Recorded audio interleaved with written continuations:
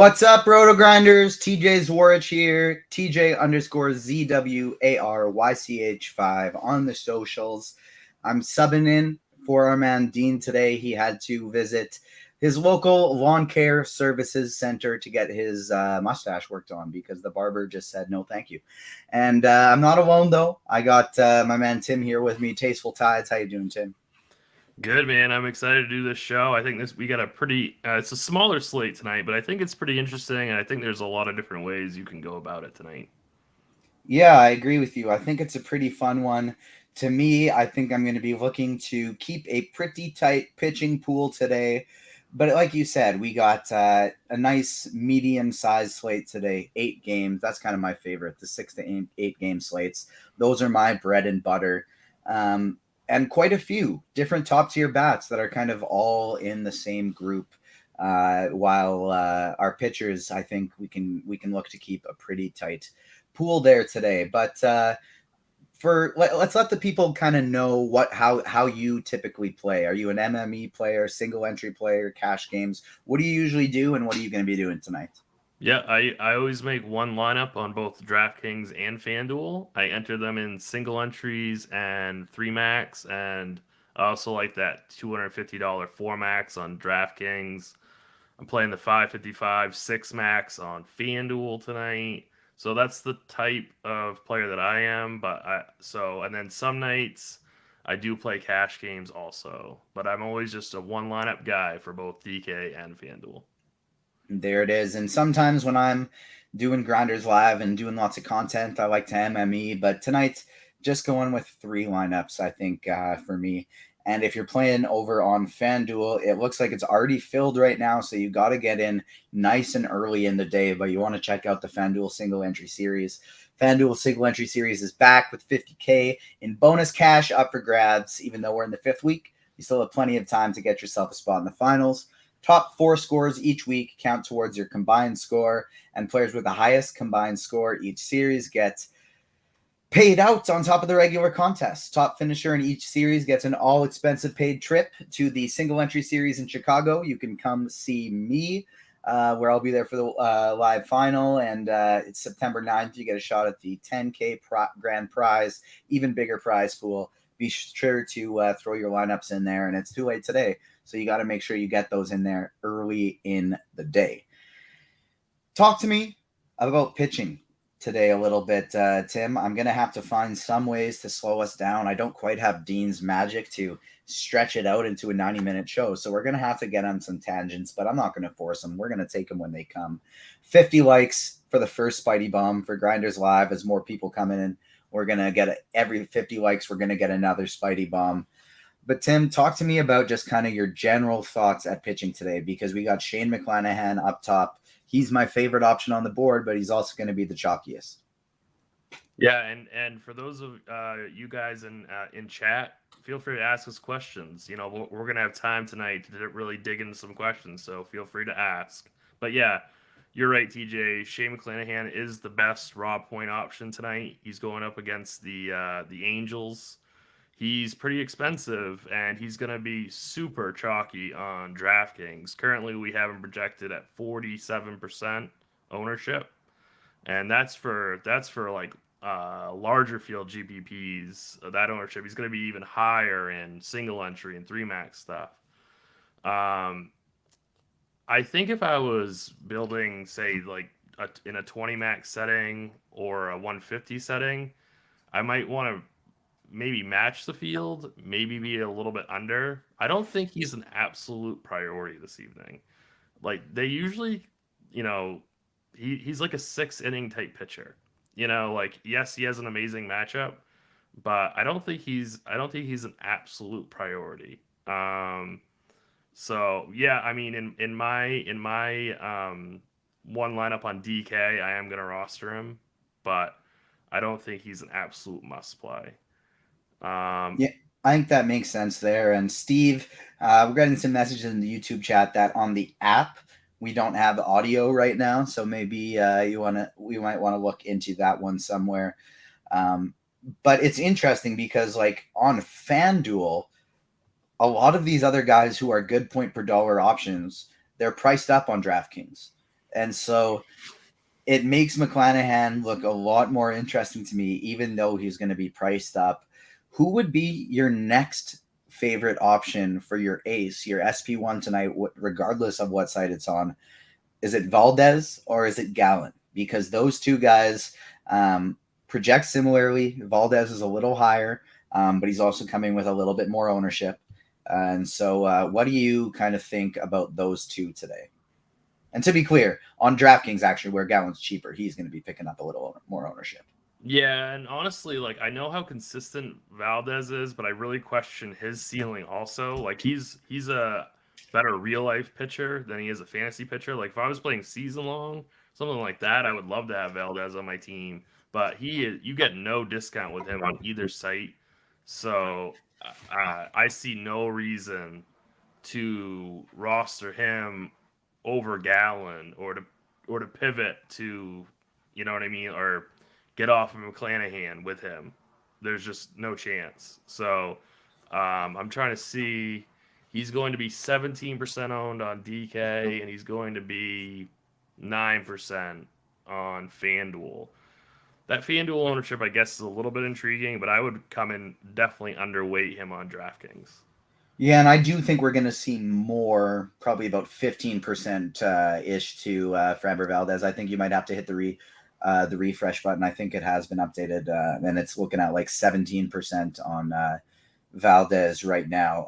At least on FanDuel is where I'm looking at currently. But I like Gallen more than Valdez.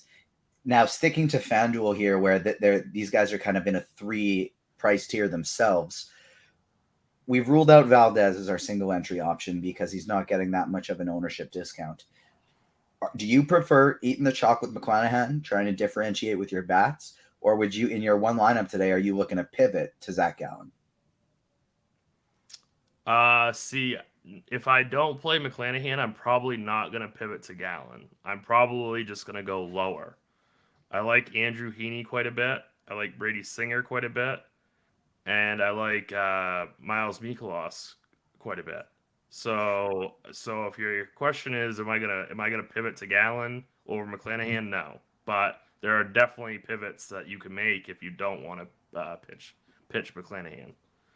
And so is Mikolas somebody you're even still considering on FanDuel where he's 9,900, or is that going to be more of a DraftKings only play for you where he's all the way down at 79? Mikolas is probably not somebody I'm going to consider if I'm rostering just one team like I am tonight, but he definitely would be in like a pool of pitchers in like a 20 max setting for me. I think that he is going to get the quality start. He's going to get the win. The wind is very, very favorable for pitching tonight in Wrigley. He's probably going to get more strikeouts than he normally does. So I think that he makes for a good tournament play. But you are correct. He's not in my... I'm not going to pitch him in my one lineup build tonight. He is, however, a top candidate for me for my SB2 on DK. Yeah, I'm with you there. 7,900 on DraftKings. That's a great price tag for him. You mentioned Andrew Heaney, and there's been some other questions about him as well. Specifically, what are we looking at for a pitch count today for Andrew Heaney? And currently, the bat has Heaney projected as 80 pitches today. And so that is personally the reason for me why I'm not really looking to use Heaney as a pivot today on either site. He's got that low pitch count. Yes, he's got crazy high strikeout upside, but Milwaukee also has some very powerful right-handed bats in that lineup. And if he just gets touched up a little bit with that low strikeout, with that low pitch count, he just really becomes a lot scarier for me. I do like the Singer call.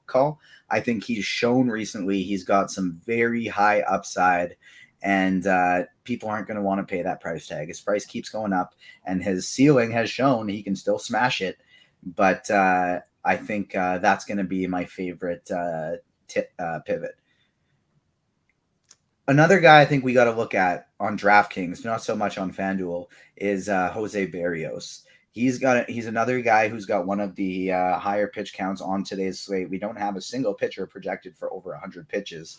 And he's got downside, but he also has upside.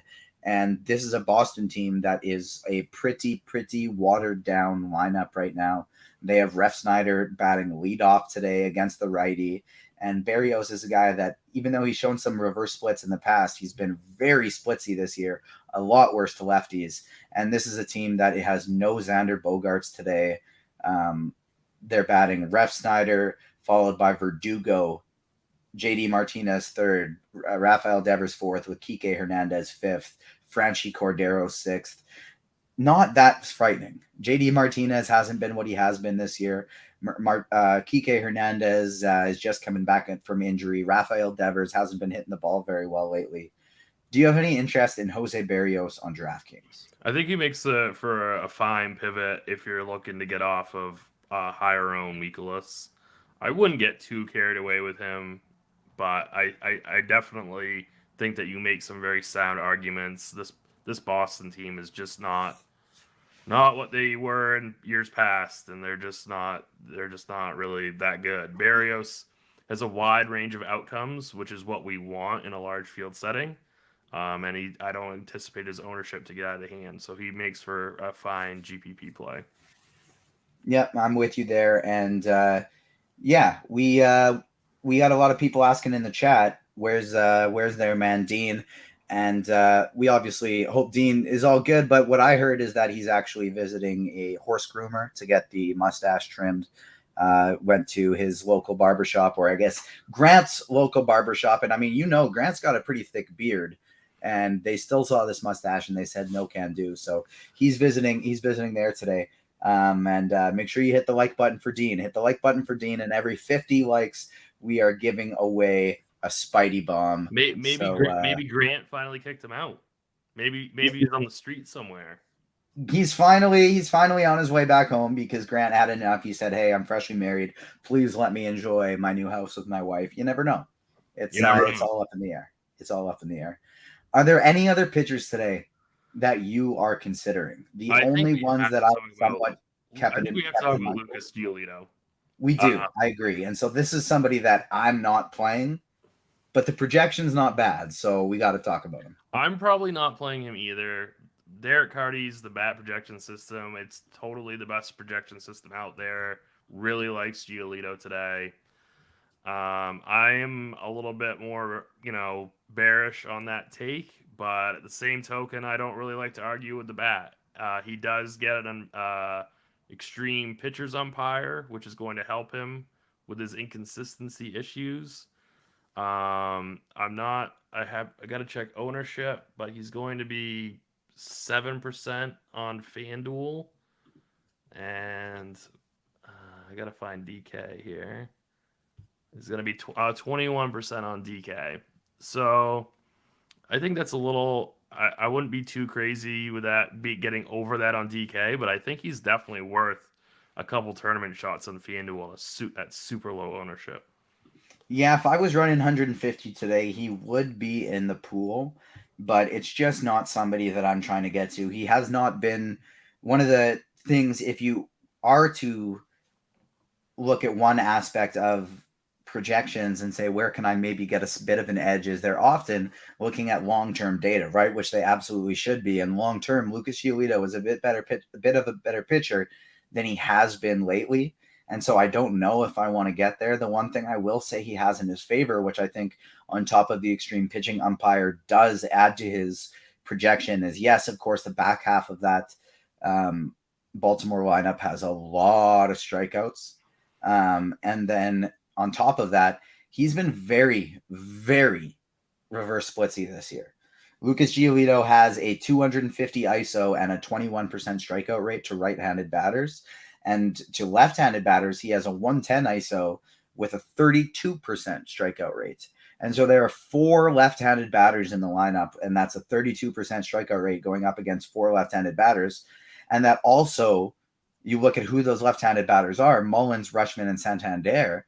Those are 3 of the scariest bats in the lineup. So if he's able to neutralize those 3 bats, and yes, while he struggles more against righties, outside of Mountcastle, Hayes a little bit, Mateo's been hitting the ball pretty well this year, they're not that scary. So I do understand the projection. If people want to go there, I would not tell you are stupid. But for me personally, I don't think that's going to be where I'm looking to go tonight.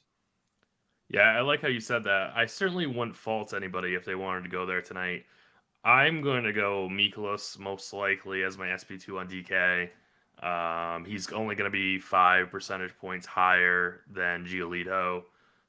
It's just, I'm going to go with what I consider a safer matchup, a better ballpark, and the recent form for Mikolas is better than Giolito. So I'm gonna go with Mikolas tonight. But like I said, I totally don't fault anybody for going with Giolito. Yeah, I'm with you there. Before we get to bats, I am curious. Have you been playing any preseason football at all? I have. How's that been going?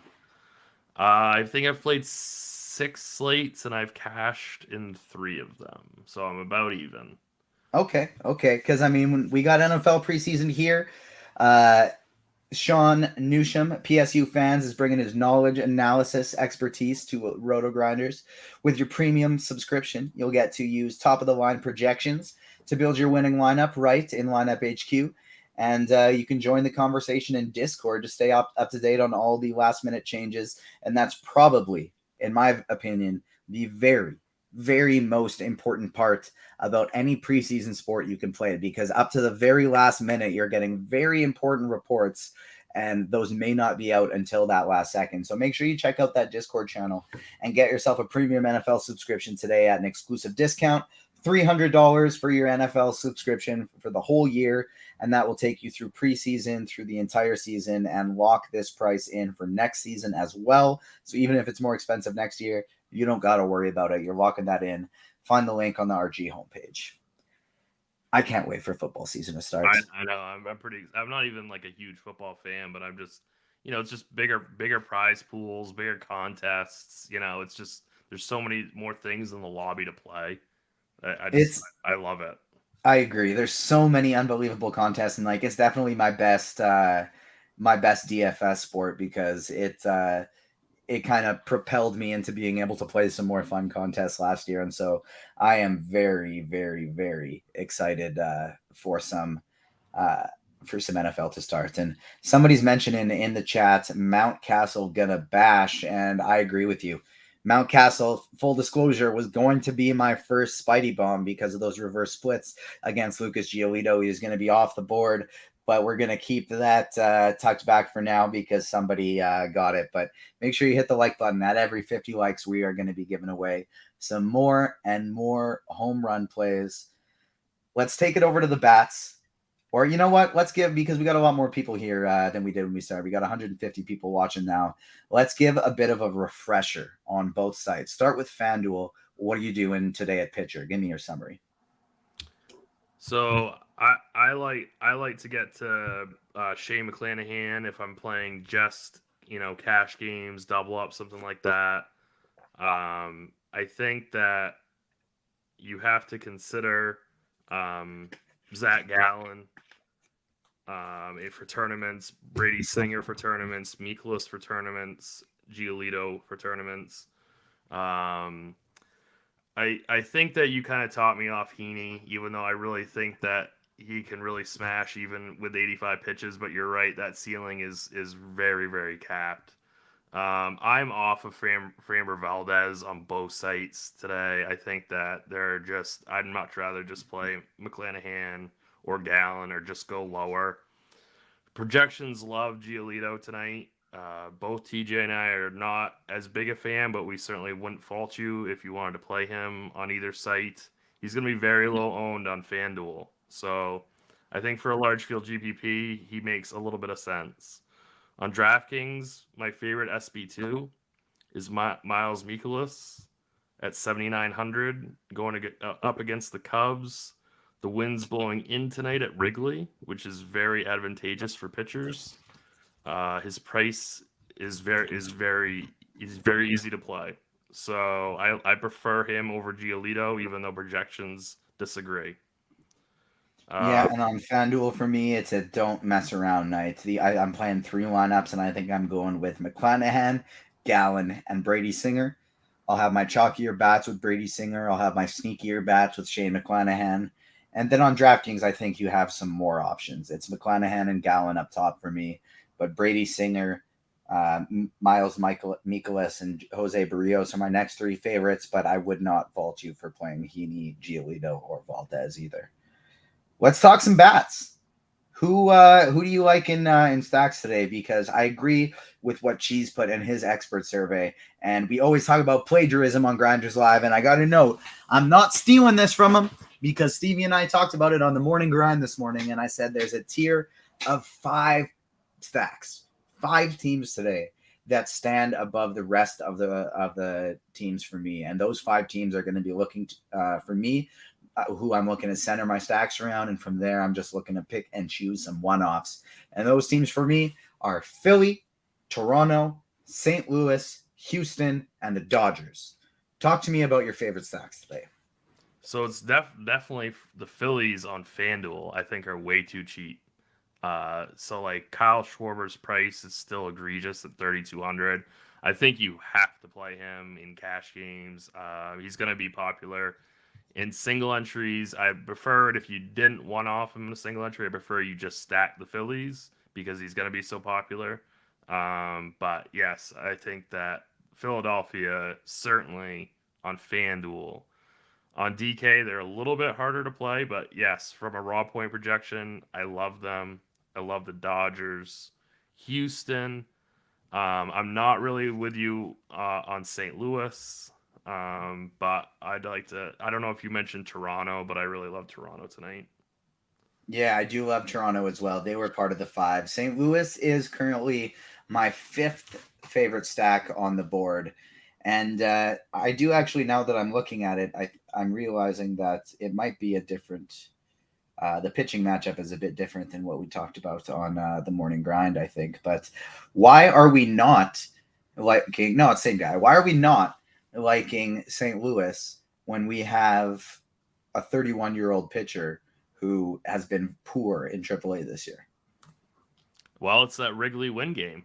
I mean, that's a big sample size that Kevin Roth has in his Weather Edge tool, and this is a really, really negative day for bats. So I'm going to trust that 10-mile-an-hour wind blowing in from right field is going to really affect home runs and runs scored like it has in the past. And I think for me, I totally get what you're saying. In a vacuum, I'd want to attack this situation, but I think context is important. I think ballpark's important, and I'm not as bullish as you on them. And so for me, kind of what it comes down to is I like them. That weather leads me to like them less, quite a bit less for picking up one-offs. I like them a lot less for kind of home run hunting for power. But anytime you got a pitcher in there who you're not expecting a big day out of, and he could be walking a lot of guys, I do still like the full stacks just for the team run total. And when you look at that weather as well, I do think it's interesting that, like, yes, the home runs are down. It doesn't affect the ERA and the total runs quite as much. It's not a huge wind. And so I think I'm going to be still willing to take some shots on St. Louis, but they do rank 5th for me of those 5 stacks we mentioned. Outside of the Dodgers, outside of St. Louis, outside of Houston, Toronto, and Philly, who are the teams in your tier 2 today? If you were playing more than just the one lineup, if you were expanding, who would be some of the teams you'd be looking to sprinkle in? The White Sox would be the first ones for me. They have some really affordable pieces, especially on FanDuel, but even on DK. I don't understand how Spencer Watkins has been this, like, he's gotten away with a lot of things. He just isn't that good of a pitcher. And he seems to get by each and every outing. And I think that there'll be some regression coming his way. And I think if I'm spreading out, Chicago would be my very top of my tier 2. Yep, I like that as well. Chicago and the other team in that game, Baltimore, would actually be the next 2 teams that I would be looking at personally. And then outside of there, I think Tampa Bay is interesting to look at some of these lefties. Brandon Lau is wildly cheap. And then you also got guys like Harold Ramirez in a great lineup spot who typically you might have to worry about pinch hit risk, but he's starting against a righty today. So now you're not going to have to worry about that. So I don't mind Tampa Bay. And a Milwaukee mini stack, I think, is interesting as well. I don't like the full stack here for the Brewers up against Heaney and that high strikeout rate. Those strikeouts are just such a rally killer. But I really don't mind the Andrew McCutchen, Willie Adames, Hunter Renfroe, Keston Hiura, those 5 players as one-offs, or sorry, 4 players as one-offs or mini stacks. I definitely don't mind a little bit at all. And I think my favorite would probably be, no, I like Renfroe, Adames, and McCutchen pretty equally, but Hiura after that. I think my favorite, like maybe like a little mini 2-man stack of a kind of a random team would be the Red Sox. Actually, they have some, like you said, they're definitely watered down. I definitely wouldn't full stack them, but I think you could get some pieces of them for sure.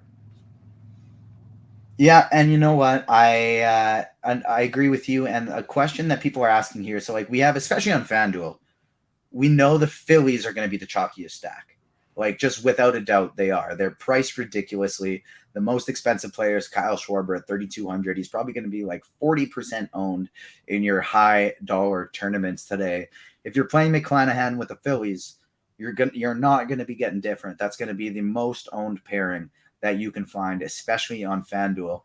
My question for you here is, if you still want to play McClanahan, or even if you're not playing McClanahan, but you are wanting to differentiate in tournaments, doesn't have to be way off the board, or I mean, maybe way off the board. I think we know your way off the board play is maybe the White Sox, although they're not going as they're actually getting more ownership than I expected the White Sox to be. Now that I'm looking at this, they're kind of looking like they're just so, sorry to interrupt you. They're just so cheap on FanDuel. That's why. Yeah, that's it. That's exactly it. And so that is the White Sox, the Astros, and the Phillies are the 3 teams that it looks like are going to pick up the most ownership today.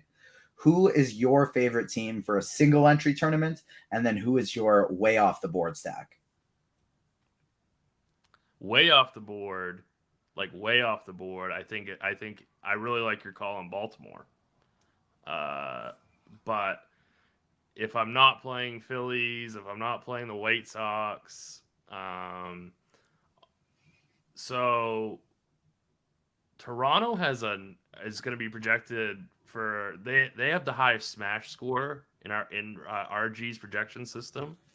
Toronto has the highest smash percentage, and they're going to be 9% owned. So they actually have positive leverage. That's one of the biggest things I'm looking at too. Is I'm looking at these kind of smash percentages, top stack stuff, and I'm looking and seeing, yes, Philly and Houston are picking up some ownership, but I really like Toronto, St. Louis, and the Dodgers pretty much just as much. And I'm really starting to like St. Louis more and more the more I think about it, because like I look at Roth's written stuff here that he put in his weather report, and he says winds mostly right to left around 5 miles an hour. And so I'm wondering if maybe at first pitch, that's what it's going to look like. But then as the game dies down, it's going to be going a little more right to left. And I'm thinking people might see Wrigley wind and get scared off. And so I do really, really like St. Louis today. And I think Toronto, St. Louis, and the Dodgers are going to be your 3 best options for lower ownership, high upside. And if you're looking to get really off the board, I think your best option at doing so is Baltimore. And I think then maybe my next favorite after that would be Tampa Bay. But the last team I want to mention, because they're not picking up much ownership at all, and they just have a wildly cheap lineup against a left-handed pitcher who's not all that great so far. I'm interested in some Cincinnati Reds as a secondary stack to save some salary today, maybe especially if I want to get to McClanahan with a bit of a better second stack alongside them. You got Jonathan India leading off, Nick Senzel, Kyle Farmer, Solano's hitting 4th, who I'm not excited to play, but he's cheap and hitting cleanup, and Aristides Aquino at 2,200 there, batting 5th. It's just so incredibly cheap. What do you think about the Reds as an off-the-board play today? Not a huge fan, but I think that it's not horrible due to their pricing. I do agree with you. It's a very good way of getting different while still playing McClanahan. That is, I mean, that lineup is just so bad. I feel like there's got to be a better way to get some value today. But I see what you're saying. If you're playing like a huge, 25,000 person tournament, something like that, I'm fine with it. But I'm not as big a fan as you with Cincinnati. I definitely just think they're interesting as a cheap stack because they're facing a pitcher that in 2 seasons in the major league so far, he's got a 16% strikeout rate to right-handed batters, 180 ISO, and a 46% hard hit rate. He's pretty good at keeping the ball on the ground, but you have this group of Farmer with a 35% ground ball rate, Solano with a 40% ground ball rate, Aquino with a 38% ground ball rate. Even India and Senzel aren't that high either. So they got some fly ball hitters and some line drive hitters against a ground ball pitcher, and they're just literally free. And so the thing I like about the Reds is not that I like the Reds. I don't like the Reds. But what I do like about the Reds is that I can plug in anyone in 1 through 5, and I can fill up some crappy positions. I'm not playing anybody in the outfield other than Senzel, but you don't even have to do him, and you don't have to play anybody at first base. So now if I'm playing on Fanduel and I plug in McClanahan with them, I no longer have to play secondary players in one of my favorite stacks because I have 3,350 per position after I plug those guys in. So I can really just look at any of these top tier teams on the board, get a couple of their best bats in with them. So for me, when the Reds, it's less about I want to play the Reds and I like them, but it's more about I think they're somewhat interesting to be able to get some of these other strong teams on the board. It's 3 likes away from a great call from a game theory perspective. I have no problem with that. I think I'm going to have a red stack in one of my 3 lineups. I'm rolling out 3, and I think I'm going to roll out the Reds. I like it. I mean, that's the type of lineup that could be very, number 1, as they say. There it is. And so before we start looking at some position by position stuff, we're 3 likes away from a Spidey bomb. So we're going to give one of those out as soon as people hit the like button because we're two-man boothing it. We're doing the best we can without our man Dean. So give a like for Dean who's away. Give a like for us who are doing our best trying to fill in conversations like only the DFS Almanac himself can do. We've got an interesting question here, just a bit of a game theory question. Then I'll give some Spidey bomb and we'll go position by position. But what do you think about leaving on a slate this size somewhere like something like $1,500 on the table? If you love a lineup, 900 to 1,400, and you play around, it's like that. What are your thoughts on that in general? And then for today's slate specifically, I will never tell you it is bad because there are so many phenomenal players who will tell you it's a good thing to do. However, personally, I basically never do it. The only time I'm leaving lots of salary on the table is like when it's a 2 to 3 game slate, maybe a 4 game slate. And if I'm just trying to full stack a team and it's leaving me with a lot of money on the table. But if I'm making teams in lineup HQ personally, I usually set it at no more than $400 to $500 on the table. How about you? So what I would say is never do something like never eat that much in a cash game setting. But for a tournament, go right ahead. I think that's completely fine. 1,000, 1,500. I've done that. I do that all the time. So even in like my primary build, one team, one bullet in like the 250 or the 555 or something like that. I do that all the time. I've got no problem with that at all. Yeah, and so like I said, it's not for me personally, but I also don't have a problem with it because great players like Tim do it all the time. I've heard Squirrel say that all the time. I've heard Cheese say that before. So it's definitely no problem. It's just not going to be me personally that I'm doing on today's slate. But if you like your lineup, hell yeah, let it flow. Let it just roll with it. 66 likes, so it's time for our first Spidey Bomb. We got almost 200 people watching, so I want us to be able to get number 2 in as well. First Spidey Bomb of the day today, it was going to be Teoscar Hernandez, and that was because Bayo for the Red Sox here was supposed to just be an opener. We were going to see Rich Hill come in behind him. And it kind of looks like they're going to let Bayo go for at least a few innings here. And he may not be an opener, but more of a starter that gets knocked out a little early here. So I have to adjust. I got to change because Teo is not the same against lefties as he is against righties. And so the guy that I'm going to say is going to hit a home run today is come on. Where is he? Joey Gallo's hitting one against Adrian Hauser. He's batting 6th today for the Dodgers. He's a great source of salary relief. And Hauser is a guy that throughout his career has just absolutely struggled against left-handed bats. And he's coming off the injured list. And so he's got a 16% K rate to left-handed batters in the last 2 years. And that's in a pretty darn good sample size as well of 402 bats. So we're worried about Joey Gallo striking out. This is a guy that doesn't strike out any lefties. Joey Gallo is the first Spidey bomb of the day. So in my scoresandodds.com Tides Takes article that comes out 4 days a week, I actually gave out Vlad Guerrero today. Plus 450 on PointsBet it was earlier. So he's my home run call of the day. Bayo, I think he's projected in the bat for like 80 pitches. I also bet Bayo's under 3.5 strikeout prop.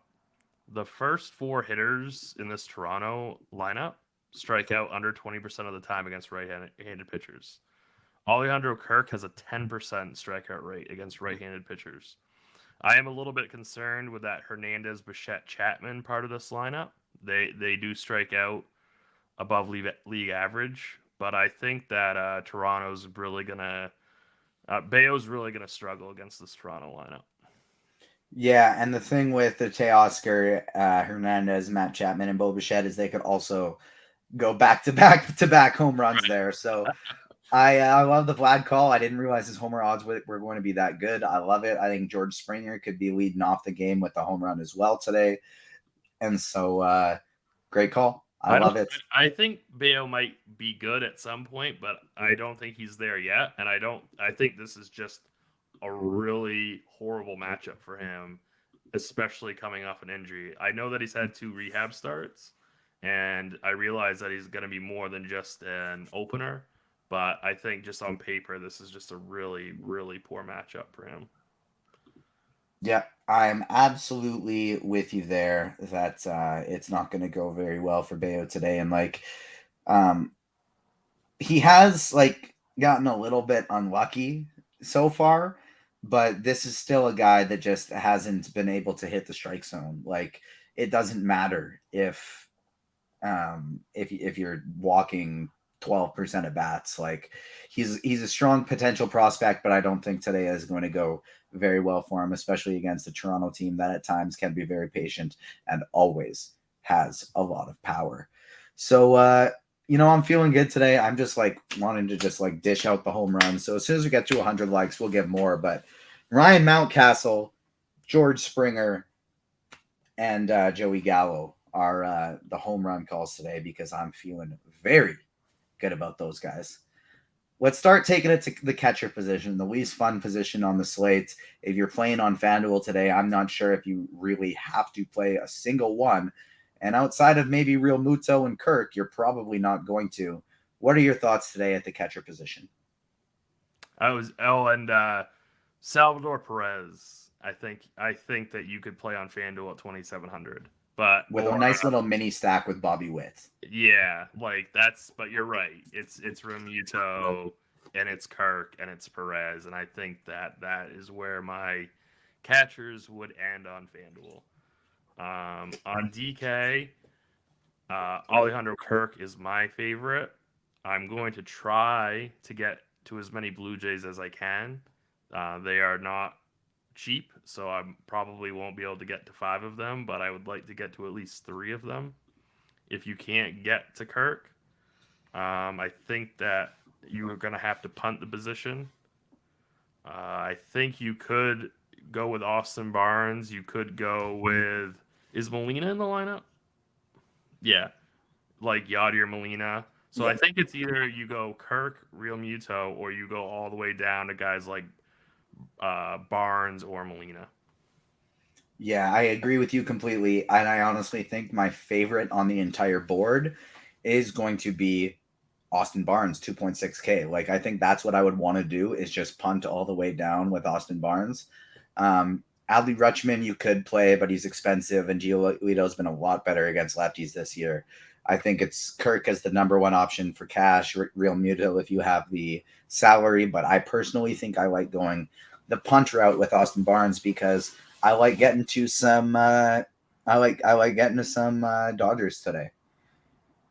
Taking it over to first base,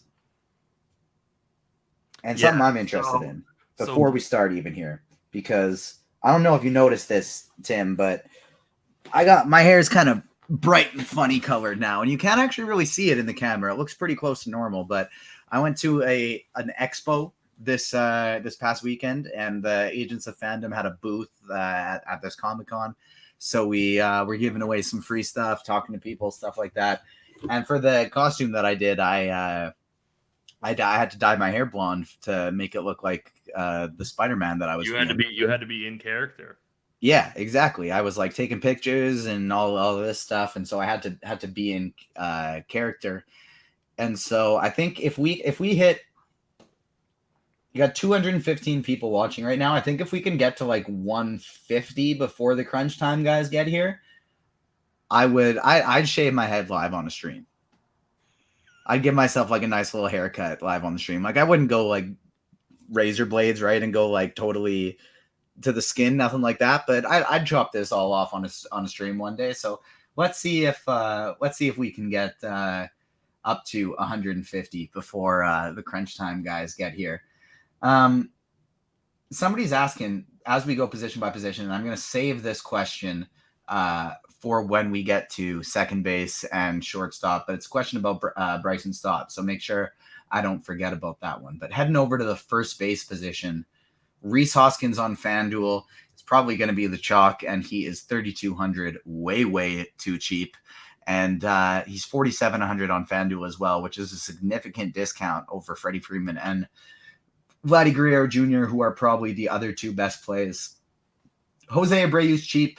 Those are the top four options. Who else do you like at this first base position? And who do you like the best of those four?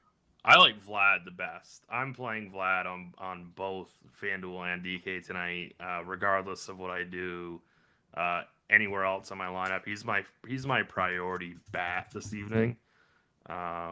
You'll hear me say it over and over and over again. Toronto's my favorite stack, and I'm definitely starting with Vlad. If I can make a lineup work on FanDuel where I can play Vlad and Hoskins, I might try to do that, but that might be too hard. We'll see. I really like the Jose Abreu call. I kind of like Houston, so like Trey Mancini, $2,700, I think is good for your Houston stacks. He's 3,900 on DK. I think that's a really reasonable price. Did we ever talk about Ryan Mountcastle? Yes, we did talk about Ryan Mountcastle, but it's good to bring him back up now that we are at the I think base he makes position. a really good tournament play. You know, this is an amazing spot for Freddie Freeman, so I think that he definitely has to be part of your pool. I just kind of like Vlad more, so I'm just gonna have to fade him. But I think that those are pretty much your best options at first base. Yeah, I think that makes a lot of sense. And I mean, somebody that I really wanted to play today, I was excited about, is Paul Goldschmidt. But he does not look like he is in the lineup today for St. Louis, if I'm not mistaken. So looks like I'm not going to be getting any Goldschmidt. And, you know, Steve, if you're listening right now, which I know you are, if you don't mind messaging in Slack to in the expert survey page or somewhere to, if someone can change my favorite tournament play from Paul Goldschmidt to Ryan Mountcastle, that would be fantastic, because Paul Goldschmidt isn't in the lineup, and so you can't play him. Albert Pujols is, though, and he's batting seventh, and you don't have to worry about him getting pinch hit for. And this guy has just been hitting homers every single day. What do you think about Pujols? I think it's a really cool story. I'm a huge baseball fan. Like, I like to watch baseball. So, I mean, I think it's fun. I have been burned by him over and over and over this season on with DFS, but I think from a baseball fan's perspective, it's an awesome story. Yeah, I'm with you as well. It's really cool. I'd love to see him get up to 700 home runs this year. I think he's an even better play on DraftKings where he is $2,300. And he's a guy that, like, yeah, it's a pretty big opportunity cost, but at the same time, he could hit 2 home runs. We've seen him do it lately. So it feels a little icky, but I'm not totally against the play. I got to switch here my Goldschmidt to Mountcastle in the expert survey.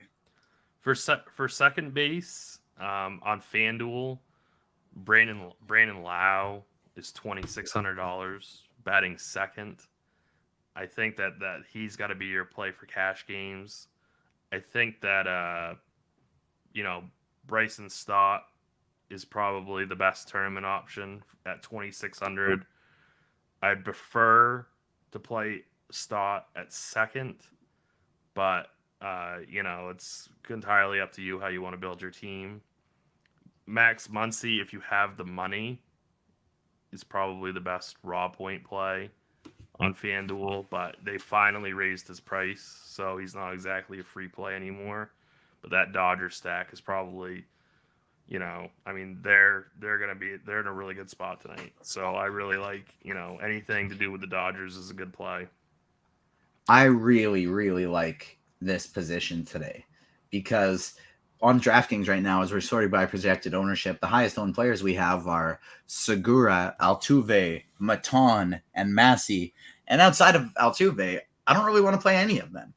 And so I'm great with that. I like Jonathan India today, even if you're not stacking them. I like him as a one-off. Donovan Solano, I'd rather only play in the stack, but Nolan Gorman, I think, is a great play. Brendan Donovan, $2,500 on FanDuel. Bryson Stott, you can play second or short on FanDuel. Ketel Marte, 2,900. It's not a great matchup against Singer, but it's still, Ketel Marte is too good of a hitter to be priced at $2,900 on FanDuel. So I think this is a really, really interesting position today. And if we're going to see some of these bottom of the lineup, not great plays being chalky, I love some of the pivots we're expected to get. And I agree with you. Brandon Lau is probably the cash game play on FanDuel. And if it's not him, it is likely Brendan Donovan batting second there. Second base on DK is really bad. You just don't get those kind of like value plays that you get on FanDuel. I might even consider punting like with Whit Merrifield as part of my Toronto stack that I'm going to be playing. I know that that's pretty gross, but he's 3,600. He's batting eighth, but like I said, I think he's going to have plenty of opportunities to produce fantasy points because the people ahead of him will be on base, and I think that he's still an okay hitter. He's not as good as he used to be, but I think that he can be part of your Blue Jay stacks for sure. Yeah, I agree with you, and I did kind of wish we got. I kind of hope we got Biggio in the lineup today, but that's okay. It didn't happen, and you move on. Taking us to third base today. Who's your favorite at third? Because I think the top guy that we have projected, just like straight raw points, is Rafael Devers, and he's picking up a little bit of ownership, not so much on DraftKings, a bit more on FanDuel. He really hasn't been hitting the ball very well lately, though. What are your thoughts on third base today? Realistically, I'm not going to be able to get to Devers the way that I'm building my team. I anticipate that on FanDuel, I'll either be playing Matt Chapman or Alec Baum. You could also play Bobby Witt, but I think that realistically, I'm going to have to find somebody below 3K. So it's going to be it's probably going to be Matt Chapman. I'm going to have to see where I land with my 4 Blue Jays on FanDuel and see if I need that savings or need that position. I'm not exactly sure yet, but it's all about Philadelphia. It's all about Toronto. So, and they're very affordable. So I see there's no way I'm going to be able to pay up for Devers or Arenado. I would like to be able to pay up for Muncy, but I don't think I'm going to be able to afford him. Yep, I'm with you there. Muncy's a guy that on DraftKings, I think he's a decent price, but on FanDuel, he was way too cheap for so long, and they kind of overcorrected and just bumped him way the heck up there. And so you got Devers, Arenado, and Muncy up top on FanDuel, and I think of those three, I like Arenado the best. Alex Bregman is another guy who's pretty expensive that I like getting to quite a bit, and this really is a position that I think I'm going to be looking to pay up for. If I'm not, I don't mind the Bobby Witt Jr. call. I don't mind the Yoan Moncada call over on FanDuel. And on DraftKings, obviously, it's Brendan Donovan where he's nice and cheap, or Alec Bohm where he's not very expensive either. But on FanDuel, I think you're looking at Bohm, you're looking at Bobby Witt Jr., you're looking at Moncada. But I think my favorite for tournaments in that price range is going to be Matt Chapman. I love Matt Chapman tonight. I think that you could play Yoan Moncada on DraftKings too for $2,900, but I would rather pay up at third base if I can on DK. Yeah, I think that makes sense. And we're 3 likes away from another Spidey bomb and 53 likes away from when I get back from the World Fantasy Baseball Championship in Chicago. I'll just chop my hair off on the stream. We'll shave it off. Let's do it. It's too blonde. I don't like it. It was for a costume. Let's get rid of it. 150 likes before the crunch time guys get on here, and we're going to let it rip. And, of course, we're only 3 away from a Spidey bomb as well. Bryson Stott is going to be picking up a lot of ownership on DraftKings at the shortstop position. He's in a great spot, but he's also Bryson Stott, and he's the chalkiest play on the slate. What do you think about Stott chalk, and who are your other favorite plays at the position? Was that the question that the listener asked? Yes. Okay. Yeah, I think he's fine. I'd rather play him at second because I want to play Bo Bichette at short. Or I'd rather play like Trey Turner at short. It's just like you said, he's gonna be the chalkiest guy on the slate. I really like Philadelphia today, and I really like Toronto. So I see no issue with it. You just have to understand that he's going to be chalky. Find maybe ways to get different somewhere else. But I think that his price is just so nice on FanDuel that like you can pay it for pitching and get exposure to the best offense on the slate. So I don't want to say fade him, but he is going to be popular. Yeah, I'm with you there. And so I just think there's nothing wrong with playing him, but just make sure you're finding other ways to get different. It's not like he's going to be 40, 50% owned, anything like that. Nothing ridiculous. What is he projected on FanDuel? On FanDuel right now, he's projected for 10%. So I don't think you're worried too much about it. And I'm okay with playing him. If he's really only going to be that 10%, then I would play him for sure. And I do think this is going to adjust as we go as well, because like we mentioned, like there's just we're getting a lot of different lineups today, a lot of guys popping in and out. So there's still some people who have unprojected ownership, and that's all going to change. So take it with a grain of salt. The crunch time guys will be able to give you a bit better of an ownership report for that stuff. At short, there are some other people I like, though. I don't mind pivoting to, and one of the ones is somebody I talked a little bit about earlier, and that's Kyle Farmer for Cincinnati. I think he's cheap, and I think he's a very interesting GPP play here, even as a one-off. Even if you don't want to stack this Cincinnati like I might be, even as a one-off, I think you can get to. And the next guy for a Spidey bomb, since we're at 108 likes, only 42 away from the on-air head shave. I maybe should have set the bar a little bit higher, since we keep getting more people watching and it's climbing. But it's a shortstop player, and it's a player that, yes, you can play on DraftKings, but I'm much more interested in getting to on FanDuel, because I think he's one of the best point per dollar options, even though he's one of the most expensive shortstop options, and that's Trey Turner. Trey Turner is 3,900. No shortstop on FanDuel is within $600 of him, but that's still too cheap for Trey Turner. If you look at the context of all of the other positions, Mookie Betts 45, you got Bregman, Freeman, Alvarez, Arenado, Tucker, Guerrero, Ohtani, all of these players are over 4K, and Trey Turner's not, and he's priced alongside guys like Adley Rutschman and Randy Rosarena, Jose Miranda. So I love Trey Turner today. He's expensive for the position, but not for the context of how strong of a player he is. And so the next Spidey Bomb on the board is Trey Turner. I think the best argument to pitch Giolito on Fanduel is to be able to stack the Dodgers. I think if you want to be able to full stack the Dodgers, you're going to have to get to a pitcher as cheap as Giolito.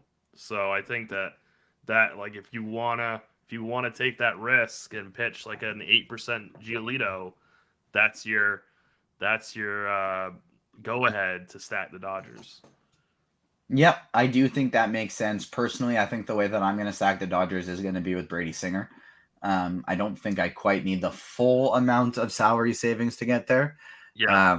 Is he 9,500 on FanDuel? Singer's 9,500. Yeah. So it's not super cheap, but it's enough. Yeah, it's enough of a discount. And he's a guy that I just really don't think he's going to pick up any ownership on FanDuel because his projection isn't that good. But we've seen from him in the last 1, 2, 3, 4, 5, in the last 6 games, 4 of them are over 40 points and 2 of them are over 50 points.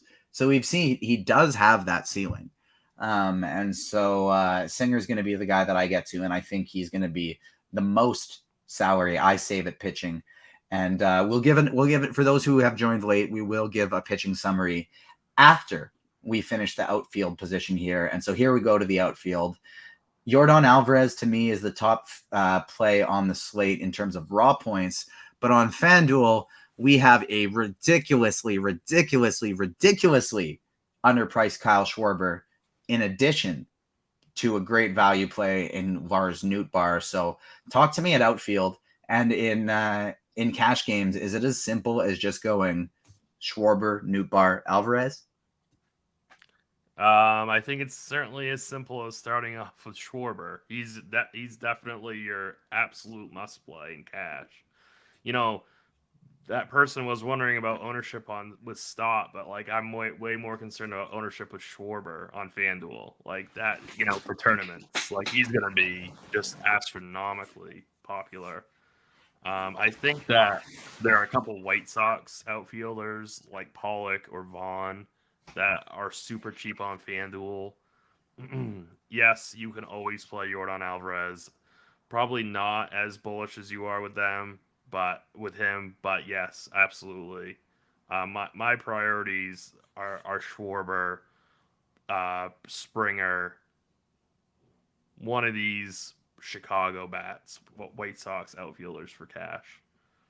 And on DraftKings, I think my number one priority, and to me it's actually not relatively close, is Kyle Tucker. He's 4,500 on DraftKings.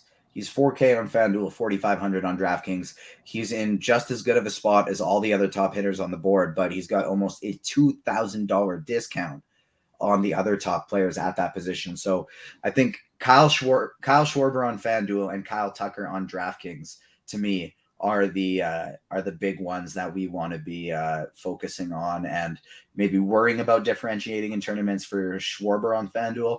But I actually don't think you're even going to have to worry about that all that much with Tucker on DraftKings. And so we got Steve putting at the bottom the Spidey Bombs today, Joey Gallo and Trey Turner, but I want to add to it. Today's Spidey Bombs, it's Gallo, it's Turner, it's Ryan Mountcastle, it's Kyle Tucker, and I think I gave another one earlier that I don't even remember, but we've been seeing lots of home runs in this hot weather August, and I think we're going to see a lot of them again today, and I absolutely love them. Quick question in the chat. Do we want India or Low in cash on FanDuel because they're the same price? And I think the answer is Brandon Lau over Jonathan India. Yes, I would much prefer Lau over India, but India is not a bad play, but Lau is better.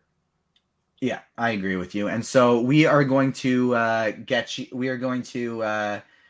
people to, yes, this is what I was looking for because somebody popped in late and I was expecting way more people making fun of my hair. than we got today. But somebody popped in late and they say, I don't hate the effort, but this Canadian homie is trying too hard to be Justin Bieber. And guess what? Yeah, it looks pretty stupid. And that's why if we get to over 150 likes before the crunch time guys get here, I will shave it off on stream when I get back from the World Fanduel Baseball Championship in Chicago, because I don't want the blonde hair. I did it for a costume. And so I fired it in there. And I think it looks silly, and I want to get rid of it. So I'll make myself even look sillier and chop the hair off on stream. I appreciate the marriage calls saying congratulations on that. So I thank you very much for that.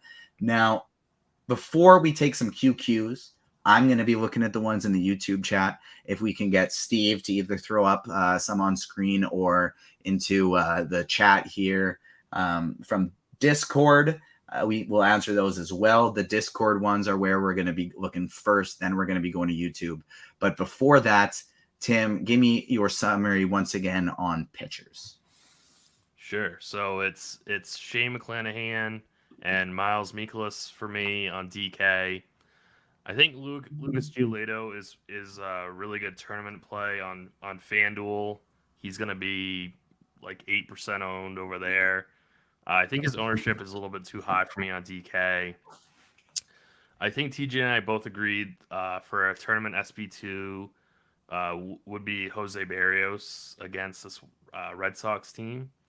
I am out completely on Framber Valdez. I think that they're just better. This is not the slate for him, and the way that he's priced, you get no discount with him. So I'm out on him. I like Brady Singer quite a bit for tournaments. I think TJ's on him as well. And I like Zach Gallen for tournaments also. Yeah, I agree. I think DraftKings, you have more leeway to play different pitchers today, and it's those ones that we just talked about on FanDuel. A lot of people have been asking about Spencer Watkins. No, I'm not going to be getting there today. It's a hard no for me. If you want to go that, if you want to be that ambitious, I think you go Christopher Sanchez or Mike Mayers. If you want to go that low, but I definitely not Spencer Watkins for me. I think I don't think there's very many bad plays in DFS, but I think Spencer Watkins is a bad play. You just don't need to do that on DraftKings. If you're really wanting to save salary, stick in the Giolito, Mikolas, and Barrios range. Like that's really as low as you need to go today. And then on FanDuel, it's all about McClanahan and Gallen for me. I'm playing 3 lineups: McClanahan, Singer, and Gallen. My favorite pitcher for a FanDuel GPP is honestly whichever one of those fit the stacks that I'm trying to go to. I think my straight up favorite in GPP would probably be Brady Singer, just because he's not going to get as much ownership. But on FanDuel, I don't think Gallen's going to get that much either, because he's just close to 400 less than McClanahan. So for me, the answer is either Singer or Gallen, whichever one fits your lineup a little bit better. Now, in terms of stacks, we got that India Low question. We had that one earlier. The answer is Brandon Lowe and FanDuel Cash. Rank your top 5 favorite stacks from me just on the board. Your top 5 today. Yeah, Toronto, Philadelphia, the Dodgers, Houston, and the Chicago White Sox. And so for me, it is 4 of the 5 same teams. It's going to be Toronto, Philly, the St. Louis Cardinals, the Houston Astros, and the Los Angeles Dodgers. The White Sox, though, probably would be my 6th, with Tampa Bay and Baltimore kind of rounding out that group for me. But I don't think you have to go that crazy unless you're playing 150 lineups. But the other, and if you're looking for a pivot off of Philadelphia, if you're worried about the Philly chalk, I think Philly and Houston are going to pick up quite a bit of ownership. I think Chicago might pick up quite a bit of ownership because of how cheap they are. But if you want to play Toronto, you want to play St. Louis, you want to play the Dodgers, or my cheap vomit stack of the day, the Cincinnati Reds, I think those are kind of your best ways to be getting different. Or if you want very different, you got the Orioles in there as well. So let's take some questions now. Fire them in there. We're 19 likes away from me having to shave my head on the stream. So let's see if people hop in here. Some people asking, why don't I like Houston today? I do like Houston today. Houston's my favorite stack. If you go to the expert survey, they're number one on my board. It's kind of shifted since I've seen some of these ownerships. Houston, I love on DraftKings. I don't quite like as much on Fanduel, where they're quite a bit more expensive. But they are still one of the top stacks on the board for me today. Bundy has historically struggled with reverse splits powers. So, like guys like Bregman, Mancini, I think make for really good like skinny stacks. And I love the Mancini call because this is a guy that no one has benefited more from the trade deadline than trade Mancini. He had something like he would have had 11 or 12 more home runs so far this year with the Orioles if he was in different ballparks when those ballparks were hit. It was something like they'd have been home runs in 28 of the 30 parks in baseball, and the Orioles were one of the two or the only one, something like that wasn't. And now he's in Houston, and lo and behold, he's hitting a lot more home runs. So between Bundy's reverse splits, but he's also been bad this year to lefties. He's only been striking out 15% of them. I love some Houston today. And I think Alvarez, Bregman, Tucker, Mancini, those four would be my favorite four players on the team to center a stack around. There's so many different ways to get creative tonight. Like this is a great night, even though it's a small slate. It's not really it's not very straightforward. There's so many different ways that you can go, and it's just a great night. It's a great night to make multiple teams. It really is. I kind of wish I was running 150, but I'm going to find ways to get creative enough with the with a 3 that I am building today. Now, when we did that pitcher summary, we didn't talk about Andrew Heaney, and so that's somebody we can touch on again right now because we kind of both feel similarly that, like, if you play Heaney, you're not dumb by any means because this is a guy with a crazy high strikeout rate. He could strike out 12 players in 5 innings and break the slate. But Milwaukee's also a team that does have some power that we have to be worried about, and Heaney will give up some home runs. And his pitch count on the bat is projected for 80 pitches. He's never gone above 90 this year. And I don't think the Dodgers are really going to push him all too much until they really need him later in the season. And so because Andrew Heaney is such a strong strikeout pitcher, and yeah, maybe he gets a pitch count bump, you can play him. Because as we see earlier on in the year, back in April, 61 points for Andrew Heaney. He is a great strikeout guy. The reason I'm not personally getting to him today is that pitch count. 80 pitches is what we're projecting him for, and that just worries me a little bit. I'm not sure how high the ceiling is going to be because all it will take is a few walks or a few guys to touch him up for home runs, and all of a sudden we may not even see him making it 5 innings. So I'm not super keen on Heaney. And then on the other side, it's kind of funny that we have a question about a Brewer stack and Heaney back-to-back beside each other. Because of Heaney's strikeout ability, I don't think you want to full stack the Brewers because what if the bases are loaded? Then he strikes 3 guys out in a row. Having said that, we also have some of these guys who are Carty return lefty mashers. Andrew McCutchen has, in a tiny sample size, hit Heaney really well in his career. I think he has 3 home runs, and he always has hit lefties well. Hunter Renfroe always hits lefties well. Willie Adames hits both sides of the plate really well. So I do like those 3 as a mini stack. But I don't think I'd be wanting to full stack the Brewers today. What about you? Yeah, there's no chance I would full stack the Brewers today. There's so much better options, so many better options today. They would fall way down toward the bottom of my board. There's just no chance. Yeah, I'm with you. And a few more questions about Watkins and I feel like people are trying to convince us to play Watkins. Like, look, if you want to play him, it's your money. I'm not going to stop you. I'm not driving to your house, taking your phone, hacking your account, nothing like that. Like, if you want to play Watkins, go for it. I'm just not going to use my hard-earned American dollars, as Dean would like to say, or Canadian dollars. In my case, I'm not going to be putting them on Spencer Watkins today. No chance.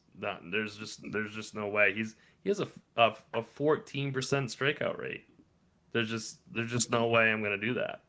That's the thing. Like, the White Sox kind of remind me of the Colorado Rockies, where it's like if there is a high strikeout right-handed pitcher, I love targeting those two teams because not very many people do, because they have they have great stats against lefties that kind of average out to their overall stats looking good.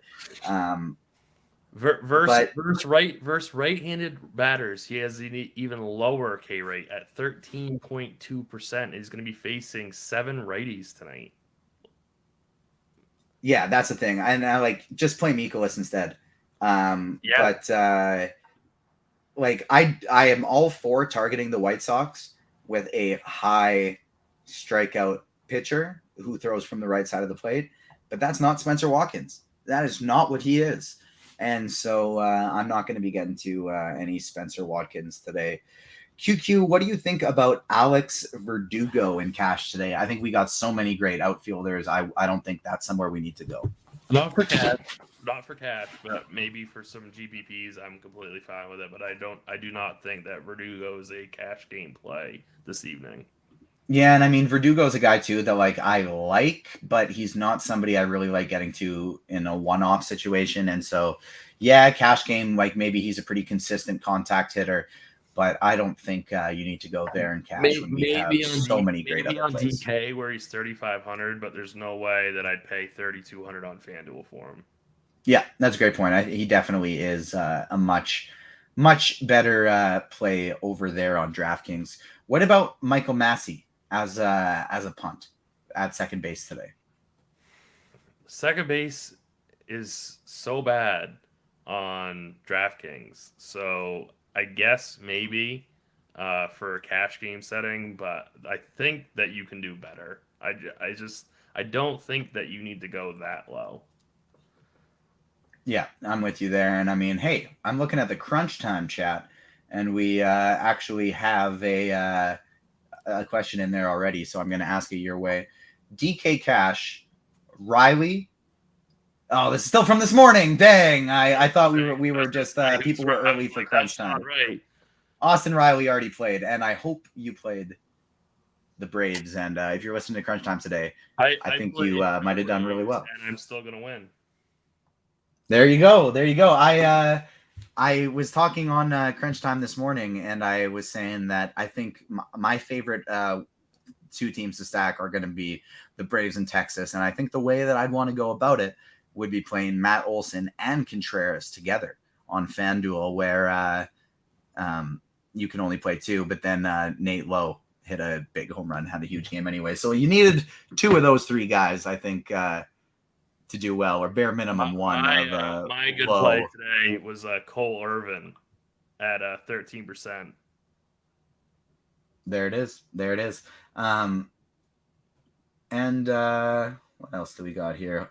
Chat 69's best adult dating site is trying to infiltrate the chat.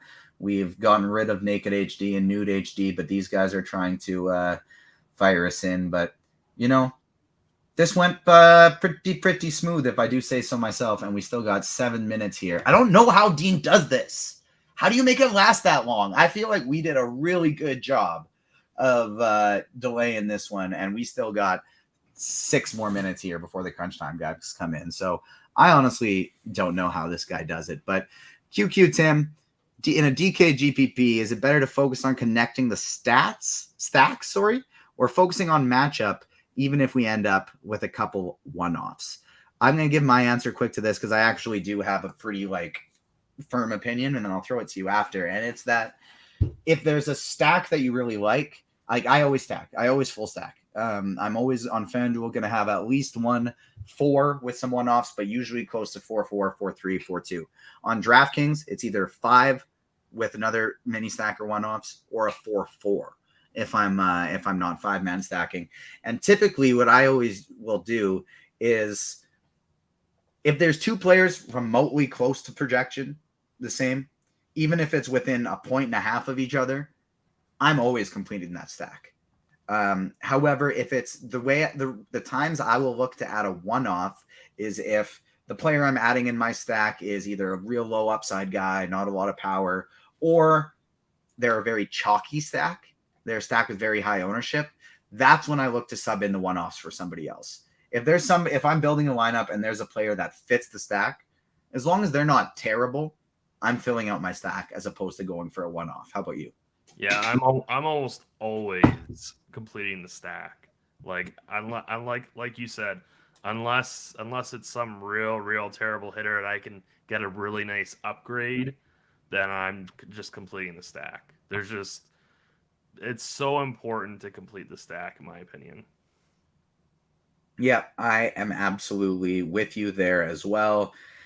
We got somebody asking about if they need a 2K punt to fill out a cash lineup.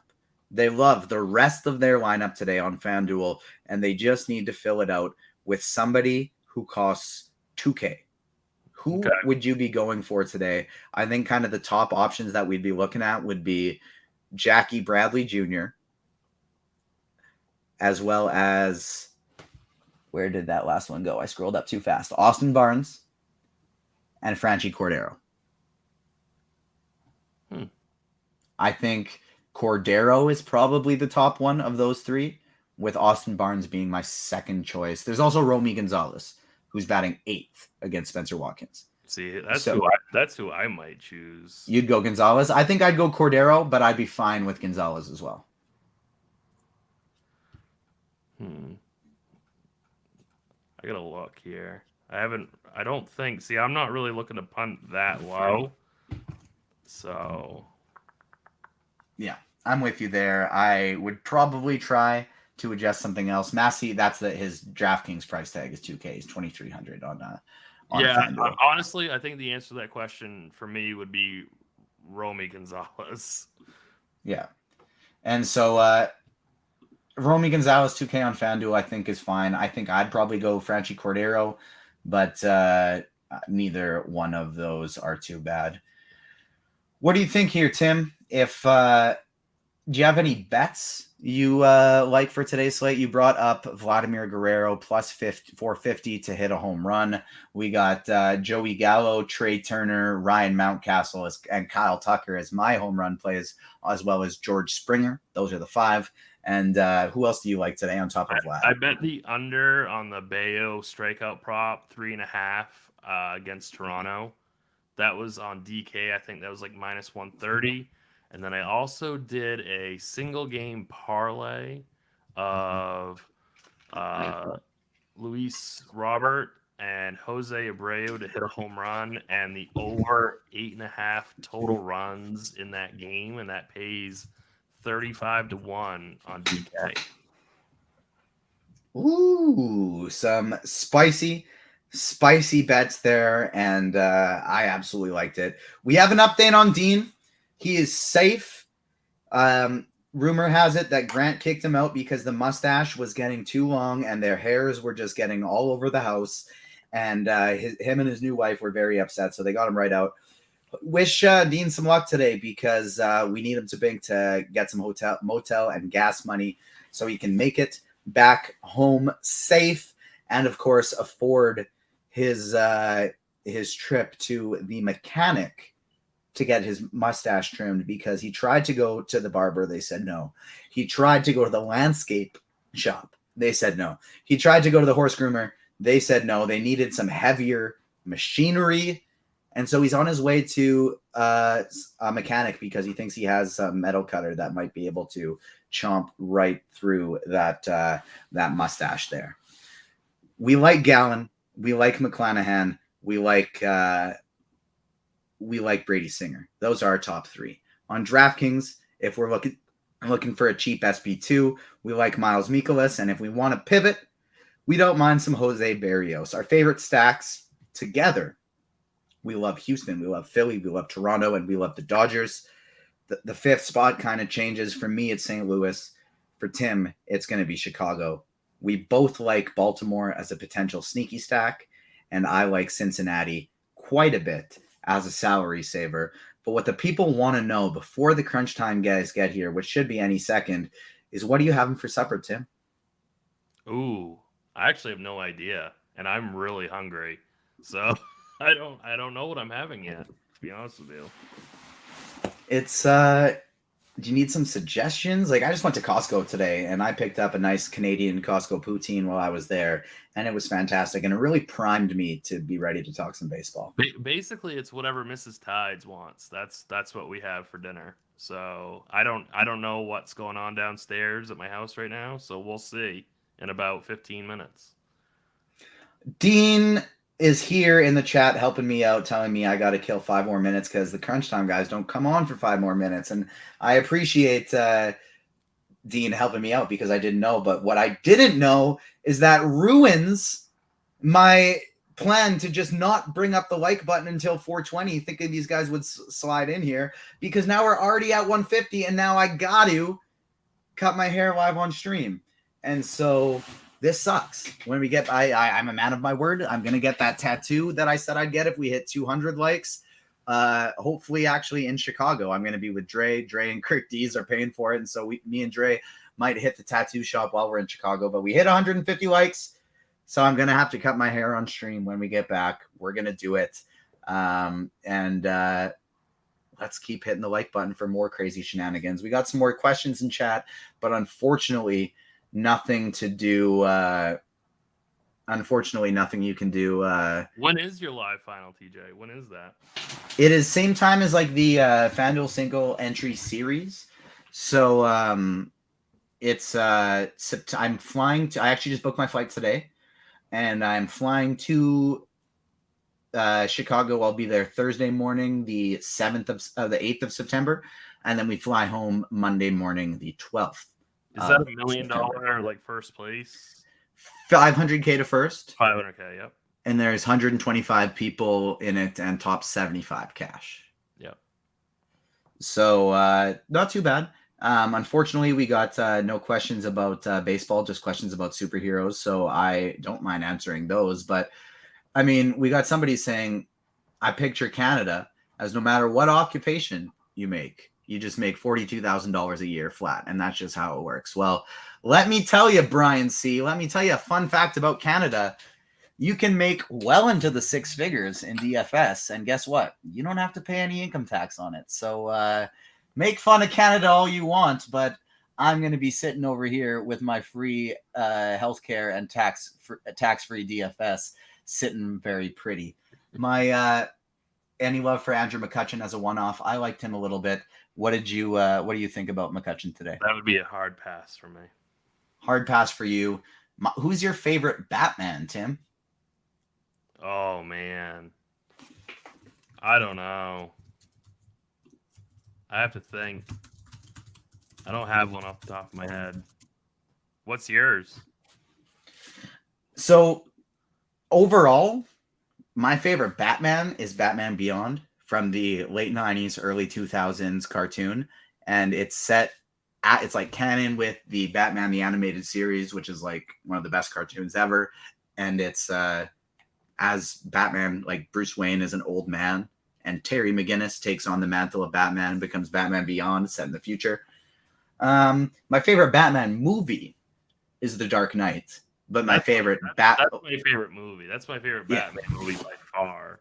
I really like that movie. See, I'm not really into the superhero stuff, but I really like that movie a lot. And yeah, it's a great movie. It's a fantastic movie. Tim, if Roth is asking in chat, if you went to a Comic-Con convention, what would you cosplay as? What? I have no idea. I don't know enough about comics to even answer that question.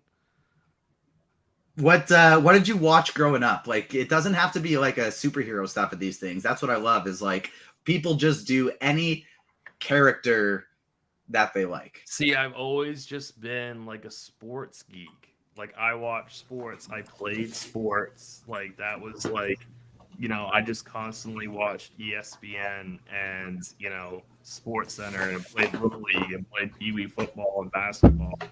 Like, I really never got into like the cartoons or superheroes type stuff. I know Roth would pick Goku, but I feel like Carty would have a fun cosplay up his sleeve if he ever went. Yeah, I'd have to put a little thought into it. I'd come up with something good, I'm sure, though. Probably like something like super 90s nostalgia-ish. Like, yeah, did you ever watch Batman Beyond growing up? No, I watched Batman, like whatever the animated show was when I was a kid. But so this one came like right after it, and it's when Bruce Wayne's an old man, and it's set in the future, but it's like part of the same thing. And there's a new Batman. It's pretty cool. But yeah, I guess I gave out 5 home run plays today. Tim gave out a bunch as well. We hit over 150 likes. That's before you guys got here, so that means I'm gonna chop off my ugly blonde hair live on stream sometime. So it is what it is. How are you guys doing today? We got Roth coming in to host us. How have you been? I missed you since this morning. I missed you too. I'm just jealous that you have so much hair and such confidence in your hair that you can just cut it off and be like, it's fine, it'll grow back. Yeah, I mean, this also just looks bad. How many likes do we need for Carty to cut off his hair? More than we're going to get. We have 327 people watching. If we get 400 likes, Carty will shave his head. Not even close. We got to ask the convention question for Ice too. If you were to cosplay as someone, who would you go as, Ice?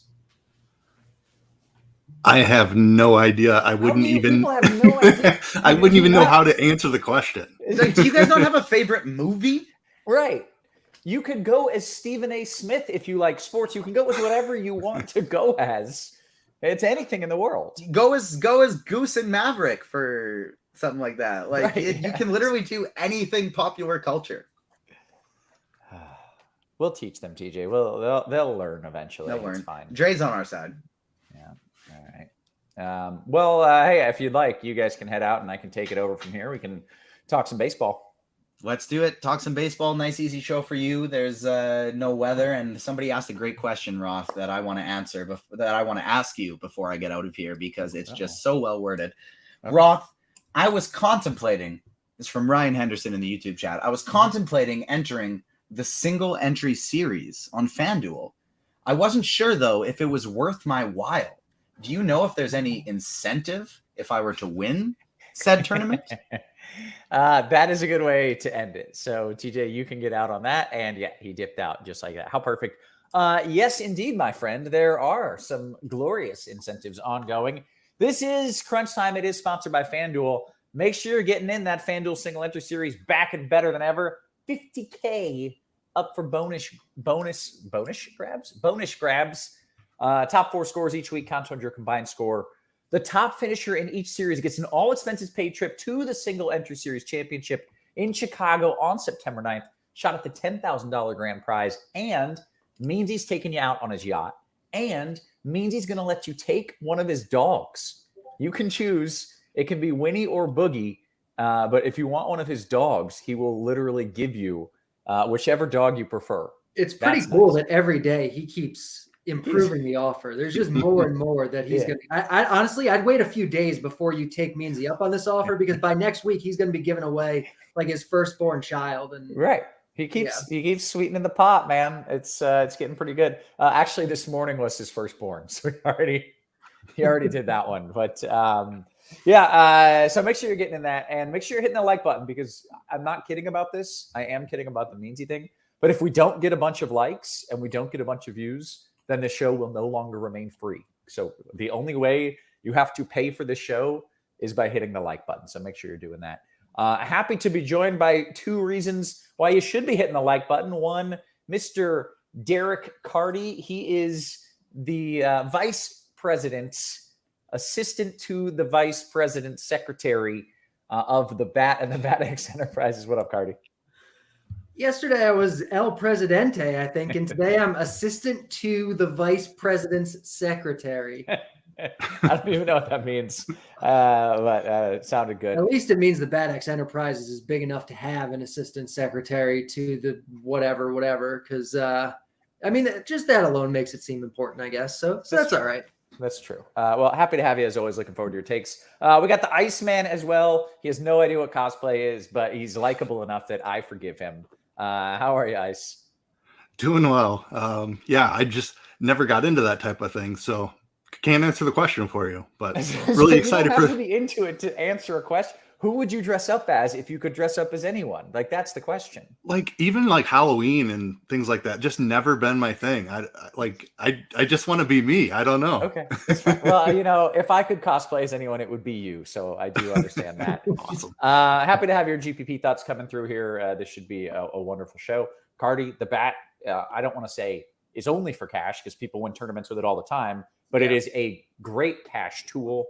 It just can give you a wonderful optimal lineup. And Ice, you are a GPP wizard, so this should be a very nice combination here. Let's talk about this slate. There's no weather whatsoever. So, Carty, you can give us just a general overview and then dive into pitchers. Yeah. I mean, this slate is fine. There's not really anything sneaky on the pitching side. Like, the best stuff is going to be owned. Most stuff is going to be owned efficiently. There's a little bit of ways to get different in terms of the offenses today. But I love when there's just like a crappy pitcher on the slate that like no one's going to play or someone in a tough spot that projects well, or like, right. We just don't have anything like that today, unfortunately. Okay. All right. Well, that's fair. I'm just now realizing you're coming to us live from Kirk Dees' living room. So that's exciting. Did you watch pro wrestling growing up, or like cartoons as a kid, or like anything fun? Anything, Ice? Anything? Wrestling? Cartoons? Yeah, anything? I was into wrestling for a little bit. Okay. You could cosplay as like Hulk Hogan or whoever was the guy back then. Big Show? You could pull off the Big Show. All right. Video. Anyways, Carty. It's always sports though. Like, yes, sports. Like sports. Always, my entire life. Okay. All right. Tim had the same answer. All right. Carty, let's talk about the pitchers. What are we doing here? I'm a little disappointed there's not some like under the radar cheapie, but we'll still figure out the best plays. Yeah, so Shane McClanahan is the top option today. You're playing him in cash on both sites. He's the best pitcher on the slate talent-wise. He's in a really good matchup against the Angels, who are not a good offense. Even with Mike Trout back, they're not a good offense. And yeah, I mean, it's just, you don't have to overthink it. He's going to be super popular. Most popular pitcher on the slate. In GPPs, maybe a little overowned, but I mean, he really kind of is in a tier to himself at the top, so I wouldn't be fading him. He's great. On DK, where you have to pair him with somebody, the second best pitcher on the slate is Framber Valdez, and I think you probably just play him. Like, he's pretty good. The matchup is pretty good against Minnesota. And yeah, I guess you could think about playing a guy like Zach Gallen, who's against Kansas City, is a little bit cheaper. You could save some money doing that if you want. I don't know if you need those savings, but that's kind of your cash pool today. And then in GPPs, you have a bunch of guys that are viable, but again, are all more or less going to be efficiently owned, relative to projections. You have Giolito, you have Andrew Haney, who I actually don't like. He's probably going to be overowned because he's going to be a little bit limited probably. Yeah, Brady Singer, like that's like your mid-tier. And then if you want to throw darts, you have Christopher Sanchez for 5.5K. You have Brian Bayo for 6K. You have Mike Myers for 5K. You can take shots on those guys if you want, but none of them are like anything special. Okay. All right. Ice, what are you doing pitcher-wise? Yeah, so McClanahan is very clearly the top option. His strikeouts put him kind of in a tier of his own. I have him pretty significantly ahead of Framber Valdez, who I'm just not playing today. Valdez has a strikeout rate around 22%. Minnesota does not strike out a ton. Valdez's upside comes from his ability to pitch very deep into a game, and I just prefer to go with the strikeout route. I prefer strikeout pitchers for tournaments. McClanahan is that guy, 32% strikeout rate. He's had a couple of hiccups here recently with the strikeouts, but he did get back on track in his last one against Kansas City. We saw the strikeouts tick way up after they had been down for a couple of starts in a row. That's enough for me to just kind of trust that he is still that 32% strikeout guy. Great matchup here against the Angels. Plenty of strikeouts in that lineup. I don't love the ownership on him. It's going to be very difficult to get over the field because there are some of these mid-tier guys that I really want to make sure I get over the field on. Mm-hmm. So probably going to be about even with the field on McClanahan, under on Valdez. Zach Gallen has been pitching incredibly here recently. Hasn't given up a run in his last 3 starts. has like 26 strikeouts in 21 innings. And he gets this Kansas City team that they're no longer the low strikeout team that they used to be. They traded away several guys. One of their best hitters now, Vinny Pasquantino, is on the IL, so he's not in the lineup. I love this matchup for Gallen. He's been really solid here recently. Strikeout rates above 25% on the season. Definitely want to end up overweight on him. And then the other guy I want to make sure I'm overweight on is Lucas Giolito. And I'm really curious to see where his ownership comes in, because people think he sucks. And his ERA is over 5 on the season. But if you look under the hood, he has kind of been the same old pitcher that he's been the last 3 years when everybody thought he was really good. His xFIP and Sierra are both in the 3.5 range, right where they always have been. The strikeouts are down a little bit. He's not going to be that 30% strikeout guy that he has been, but he's still been well over 25%, which is better than league average. He gets a matchup against Baltimore, who has been really good in the second half of the season here, but his biggest issue is fly balls, and Baltimore has played as a very tough park to hit home runs in this season. So I think it's a nice boost for his profile going into Baltimore today. Brady Singer is another guy that I have some interest in. He's been really good here recently. Not as big of a fan as that matchup as for Gallen and Giolito, but just been a super solid pitcher. Another guy that's just kind of in that 25% K range, has some upside. We've seen a couple double-digit strikeout performances from him. And then Heaney is the guy I'm kind of on the fence on. He's had a strikeout rate above 30%, but the Dodgers just don't let him go deep into games. He's probably capped around 85 pitches. He has some walk issues, so you're probably looking at 5 innings from him, maybe 6 if you're lucky. He did get 10 strikeouts the last time in those 5 innings, so there is some strikeout upside, but the leash is not very long for him. So Gallen and Giolito are my 2 preferred options. Okay. That sounds good. All right, let's talk about some stacks, some hitters, some bats. And Ice, you can lead us off there with what we're doing in that department. All right. So I think Philadelphia is the top offense. Great matchup against a really weak starting pitcher here. Toronto is another one of my favorite stacks. They get Brian Bayo, who is a really good pitching prospect, but just has not figured it out in the majors here recently. That he hasn't had the same strikeout ability. He's dealt with some control issues. Toronto, a really strong offense. So I really like them today. St. Louis against kind of a journeyman pitcher in Wrigley. There is some wind blowing kind of in at Wrigley, so it's not the best hitting conditions, but this matchup against Farrell, I'm completely fine, even with a little wind blowing in at Wrigley. Still like the Cardinals a good amount. And the Astros against Dylan Bundy. He has always had hard contact issues and fly ball issues. Astros, one of the top offenses in the league as well, so certainly like them. The Dodgers against Adrian Hauser, another elite offense here against just a mediocre starting pitcher. So certainly we'll be attacking a little bit of that. I don't mind Boston against Berrios, who has kind of been inconsistent this season. And the White Sox against the Orioles, against Spencer Watkins, very low strikeouts there. Don't mind them. Okay, and I will add on that Chicago note with the winds. These winds should be shifting throughout the game so that while they might start blowing in from right, I think for the majority of the game, they're going to be more right to left than anything else. And they're like 5 miles per hour. You know, they're not very strong winds. So I wouldn't let that scare me away. Although, as you mentioned, look, any wind at Wrigley is noteworthy. Okay, Carty, what are you doing? Someone said, is that the ice cream truck? And yes, that's why I keep looking. I'm glad that you could hear that. I kept looking to my right. The ice cream guy was right outside my house. And it was, obviously I wanted to run out and get him, but I can't. I'm on the show. Carty, what are we doing about stacks? Yeah, basically like 3/4 of the teams today are viable. I like a lot of the guys that Keith mentioned: Dodgers, Astros, Jays. They're kind of like the top teams. But a team like the Red Sox, I think, is really good for their prices and for what their ownership is going to come in at. So I like the Red Sox quite a bit. I think the Brewers are going to come in too low owned. And the White Sox are going to be fairly popular, but point per dollar wise, they're one of the better offenses on the slate. So we'll be talking about quite a few of their guys. Okay, well, let's kick this off going position by position. Carty, talk a little bit of catcher for me. Sure.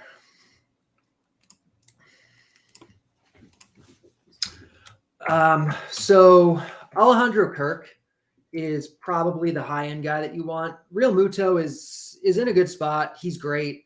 He's expensive. He's 5'6" on DraftKings. I don't think you have to get up there. I don't think he's that much better than some of these other guys. Kirk is going into Boston, into Fenway, great park against, a below-average pitcher in Bayo, and he's really good, and he hits cleanup, and so I think Kirk is kind of the guy. You can also just punt it, though. The Cardinals are going to be pretty popular today, too popular, honestly. But Yadier Molina for 2.2, I think is fine. Yan Gomes for 2K, I think is totally fine if you just want to completely save. You can think about guys like Barnes, especially in a Dodgers stack, or Caratini, in a Milwaukee stack. They're well enough priced. But I think Kirk and Gomes are kind of like the two ends of where I'd be comfortable. Okay. Ice, what are you doing a catcher? Yeah, not a great position today. Will Smith is not in the lineup for the Dodgers. That was definitely a primary option of mine that got taken away. And some of these other catchers that we like to play, like Sal Perez, MJ Melendez, have tough matchups. Even Adley Rutschman, I'm not excited to play him against Giolito, who is a reverse splits guy. Alejandro Kirk is definitely my favorite option at the position. I don't mind Varsho against Singer, who has had a little more struggles with lefties than he has with righties. But outside of those two, I'm really trying to save some money. Austin Barnes in a Dodgers stack, I do like. Yan Gomes as just a total punt, completely fine. That's really about it. Not a lot to love here at catcher today. Okay, first base. All right. There is quite a bit to love at first base. Vladimir Guerrero is definitely the top option here. Love this matchup for him in Fenway, a great park for right-handed home runs. Rhys Hoskins is in a phenomenal spot, a little bit underpriced as well. Jose Abreu is another guy I really like the price on. Freddie Freeman, certainly always in play. Ryan Mountcastle, I'm going to play a little bit of him, even though I'm going to have a ton of Giolito, because if Giolito gets burned today, it's probably going to be by right-handed power, and that's what Mountcastle possesses. Gurriel in an Astros stack, just because he's cheap and batting second. Trey Mancini, I like as a one-off or as part of your Astros stacks. I like that matchup against Bundy. And that's about it. Okay, Carty, first base. Yeah, good high-end guys. Like Keith said, Vlad and Freeman are kind of like the top. Probably along with, I guess, Hoskins and Abreu is like 1B. Hoskins on Fanduel is always super cheap, 3.2. Like, he's probably the guy that you're playing in cash there. Whereas Abreu at 3.9 on DraftKings is the guy in this group that makes the most sense. And then you have good cheap guys. The Red Sox guys, Bobby Dalbec in particular, 2.9 on DraftKings, 2.2 on Fanduel. He's definitely a good way to save money. And that's first. Okay, take me to second. So Jose Altuve against Dylan Bundy is going to be our top option here. You can definitely get there if you want to, but he's not like a high priority kind of guy. Second's always kind of gross these days. Brandon Lau on FanDuel at 2.6K is the guy that has the most appeal because he's actually a good hitter. He projects as like the third best second baseman today, and he's really cheap. He's against a weak pitcher in Mayers. So I like Lau quite a bit. Ref Snyder is leading off for Boston tonight. He's 2.4 on FanDuel, and he's really interesting. Brendan Donovan's hitting second for the Cardinals, and he's 2.5 on FanDuel, so he's a good way to save. I think it's really that kind of position where you can just save money. On DraftKings, the guy is Michael Massey, who's hitting cleanup for KC, and he's the bare minimum. Like, yeah, he's against Gallen, but he's fine at a position that there really is no such thing as value. Okay, Ice. Yeah, kind of the same guys here for me. Altuve is the top option. Muncy on FanDuel, where he is finally priced up. Let's see. Brandon Lau has a very nice price on FanDuel. Probably don't get to him on DraftKings at his price there. Brendan Donovan is the guy I really like to save money. He did grab the 2-hole for St. Louis today. Definitely like him. Bryson Stott in a Philly stack. Certainly love the matchup and the ballpark there. Nolan Gorman is expensive, but he's got plenty of power. Like this matchup for him. And like the cheap guys like Donovan Solano, I would play with a couple of reds. Michael Massey that Carty mentioned, if you're looking to save some money. Okay, third base ice. All right. Devers is probably the top option here against Berrios, who has a pretty wide split, struggles with lefties. Like this spot for him. Arenado against a weak starting pitcher, also a great play. Muncy has third base eligibility, both sites. Really like the 4-4 price for him on DraftKings. Bregman in a great spot. Love the Astros today against Bundy. Donovan has third base eligibility on DraftKings. So mention him at second for Fanduel. Really like him at third here for DraftKings. Alec Baum in your Philly stacks as well. Carty, third. Yeah, Devers is the top guy for sure. Great park against Berrios, who's really nothing special. Max Muncy on DraftKings at 4-4, I think is really interesting. At 3-5 on FanDuel, he's in play, especially in your stacks. Him and Justin Turner in your Dodger stacks for sure are going to be options here. Bobby Dalbec we mentioned at first base, but on DraftKings you can play him at third also. He's 2.9. He's really well priced, and so that's kind of the spectrum of where I'd want to be today. If you're stacking White Sox, Yoan Moncada is cheap enough and is fine in that stack. Okay, take me to shortstop, Carty. Trey Turner's our top guy. Dodgers are obviously the Dodgers. Turner is Turner. He's expensive, but not necessarily prohibitively so. You can definitely get there if you want to, but you can also save money. Bobby Witt, even though it's against Gallen at 2.9 on FanDuel, it's a good price for him. I like Bobby Witt. We mentioned Brendan Donovan at second, but you can play him at short on FanDuel also at 2.5, hitting second against Luke Farrell. That's a really good spot. Luis Urias against Haney at 2.4, I think is good. Bryson Stott, we mentioned earlier, at 2.6, I think is fine. And then on DraftKings, the guy to save money is Rami Gonzalez at 2K for the White Sox against Spencer Watkins, who is quite bad. And if you're not spending up, you can certainly just punt it with him. Okay, great. Ice, what are your thoughts at short? Yeah, love Trey Turner. Definitely the top option here. Jeremy Pena for Houston. Down in the 7 hole today. Not great, but love the matchup against Bundy.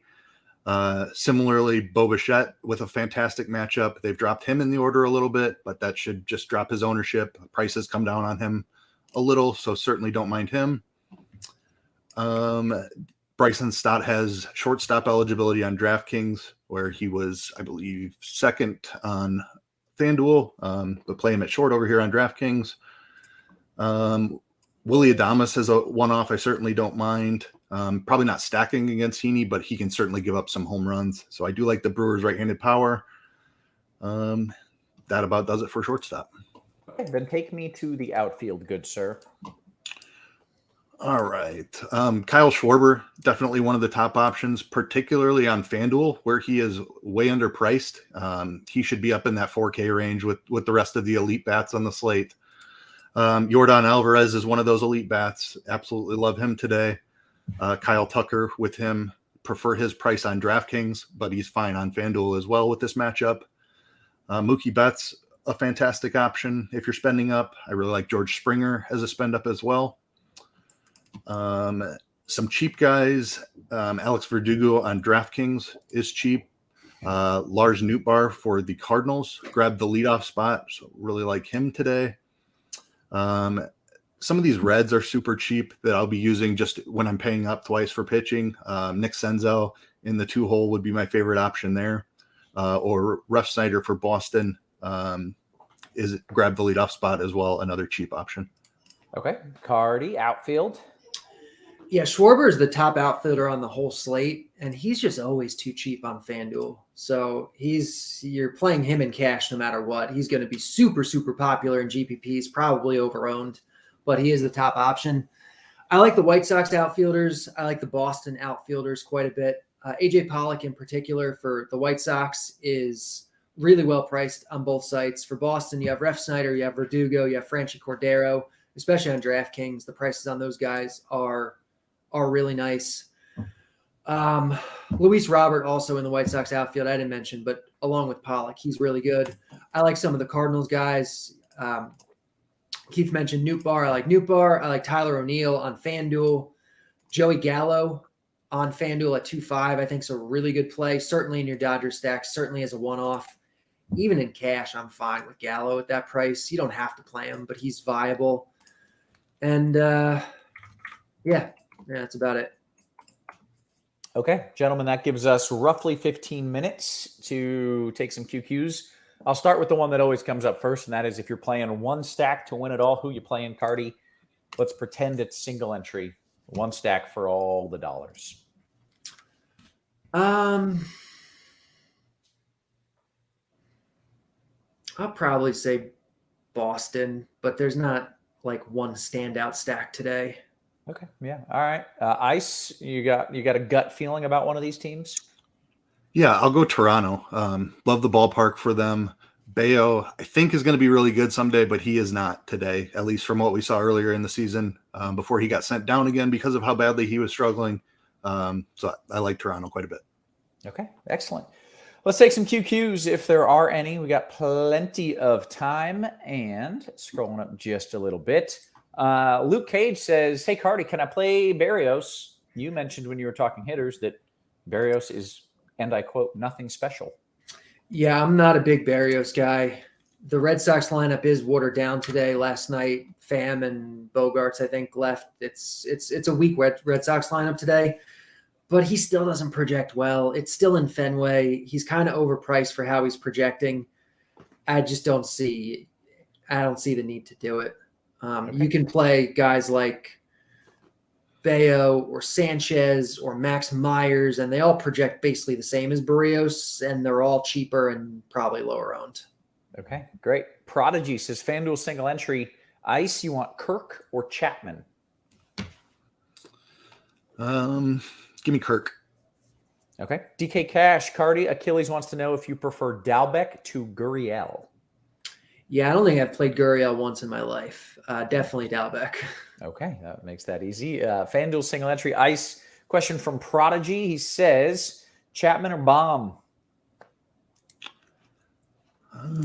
I'll go Chapman on that one. Okay. NBA DFS, FanDuel Cash, DerekCarty, Devers and Nootbaar, or Baum and Alvarez? Devers and Nootbaar. Achilles, DK Cash question, and Ice, you okay taking a cash question or two? Yeah, that's fine. Yeah, all right. Massey, Pena, Alvarez, or Altuve, Stott, Dickerson? I would go the first one there. Okay, excellent. FanDuel Cash, Carty, this one coming back to you from a side. It is a 2v2, Springer, Dinger, and Baum, or Devers and Luis Robert? Devers and Robert. Okay. Oh, this is the best question of the day so far. Ice, what are your thoughts on Mr. Pujols for first single entry? He's fine. He's cheap. I like the Cardinals stack. He's down in the 7 hole, I believe it was today. So don't love that. But I mean, the man just keeps hitting home runs. How is he doing this? Like honestly, it's awesome.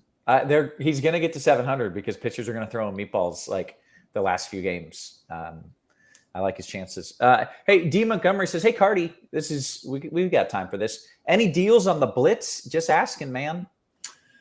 Yeah, the deal is that it's not $1,000 the way lots of people have asked me to raise the price on it. You know, we try to keep it reasonable. We don't do a lot of deals, but we try to keep it, as attainable as possible for people. And we're adding ownership this year. So you're getting a lot of great stuff with it. Right. The deal is you can buy it. That's you're allowed to buy it. You can buy it and make money with it. Yeah, all right. That's the deal. Jay Sam says, but hey, nothing wrong with asking. Jay Sam says, in GPPs, Carty, this is single entry FanDuel, Devers or Muncy is a one-off? I like Devers more, but he will be more popular. So if you want to play Muncy instead, I'm fine with that. It, depends on lineup construction. Okay. Carty, do you pay anyone else to help you with the bat? Yes, I do. Okay. I have some people who help me with tech stuff and data stuff and that kind of thing. Yeah. Okay. I'm just curious. It's a lot to do. It's a lot. So I figured as much. All right. Where do we go? Okay. Pick 2 for a Dodger stack. Ice, this is for you. Betts, Turner, Freeman. Turner is my favorite option today. I'll go Betts over Freeman just because first base is so strong. Great. Okay. Dan Jan says, Carty, how do you feel about an Angels stack in DK's single entry? Is that too crazy?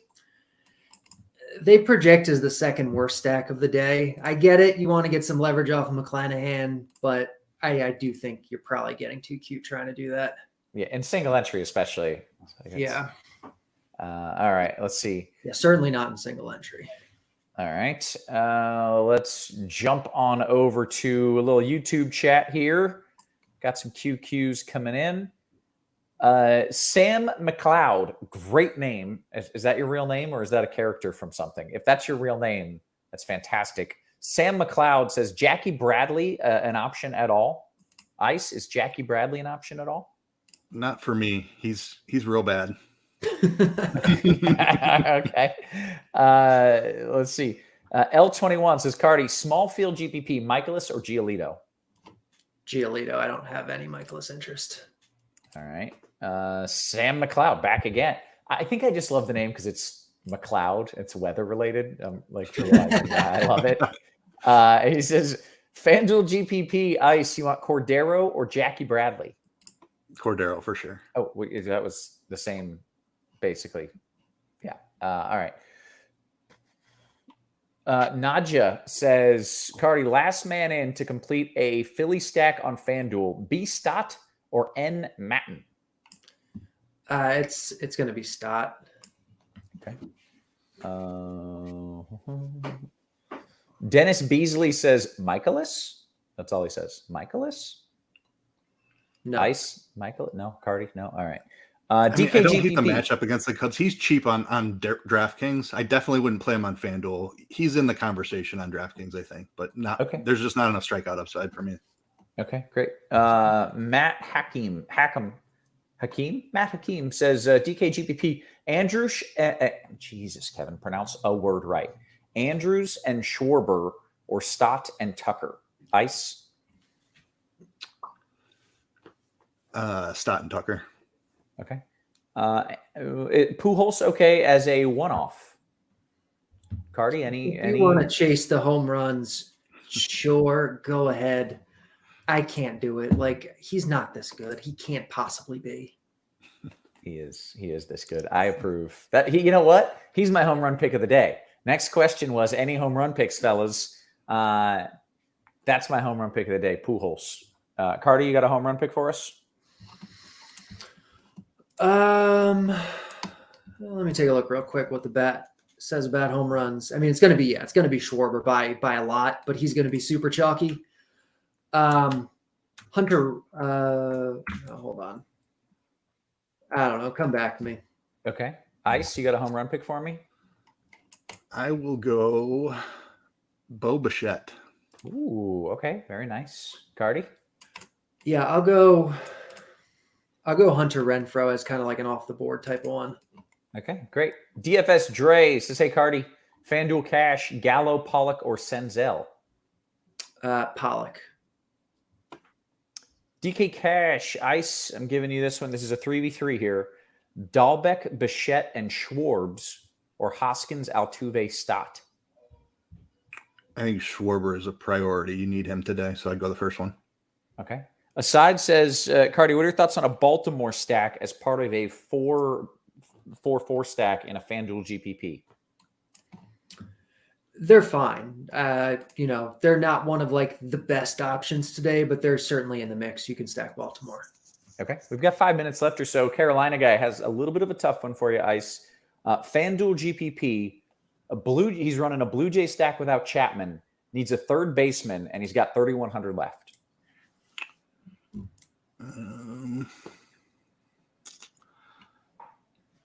so he can't play Chapman, is what he's saying. That's what I'm understanding. Yes, because Chapman's 2,900. Like he probably already has 4 Blue Jays, is what I'm assuming there. Okay. I'd go Bohm for 2,900. Great. All right.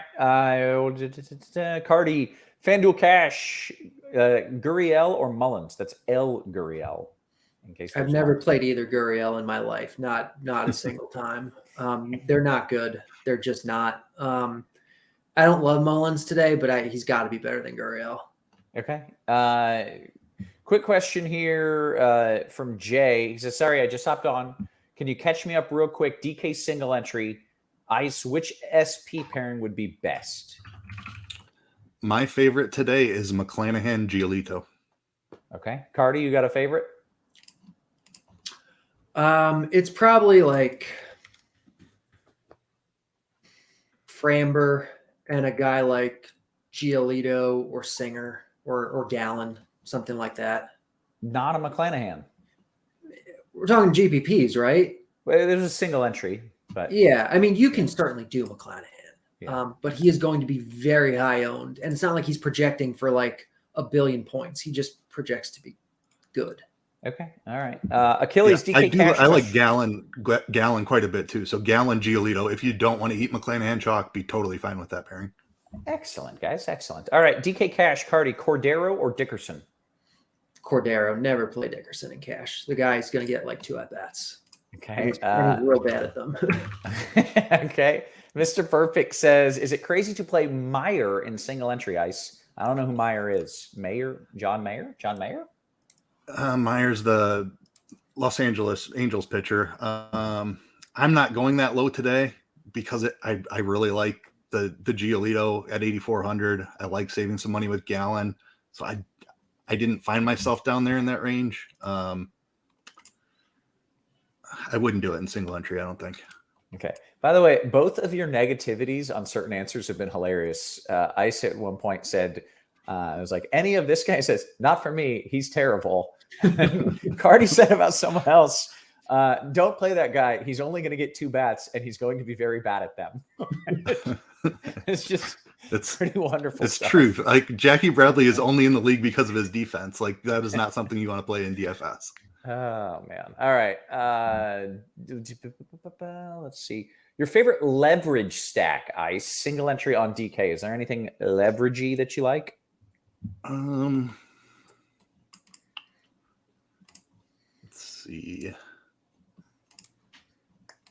I mean, leverage is in attacking a high-owned pitcher. I think so. Yeah, I think the problem today is that like outside of McClanahan and Framber, it's going to be pretty spread ownership among the other guys. So it's not like you're really gaining a lot of leverage unless you do something real weird like stacking against Framber or McClanahan, which I don't think I would do personally. I would say an Orioles home run is probably my favorite leverage. Like I love Mountcastle as a one-off. Giolito probably gives up a home run or 2 today, even though he's like my favorite pitcher on the slate.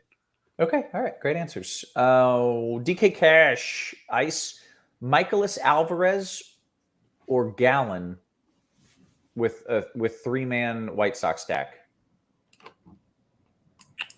I much prefer Gallon, so I'll go the second one there.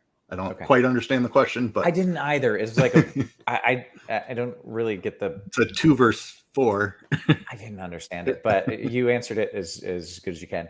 Pujols okay in single entry, even playing against a righty. Wait, oh my god! Can't no. He's done a lot of his damage against lefties, so everyone's like, "Oh, Albert Pujols, lefty masher." Like, I'm gonna leave. Wait, no, but he really has like huge splits this year. Yeah, I don't give a I don't give a. I can't. Just skip me. He's playing. Right. He's against Luke Farrell, who's terrible, and the Cubs bullpen has been terrible too. That's why you're playing Pujols. Okay, all right, good stuff. Ice, what do you think about a White Sox stack tonight in DK single entry?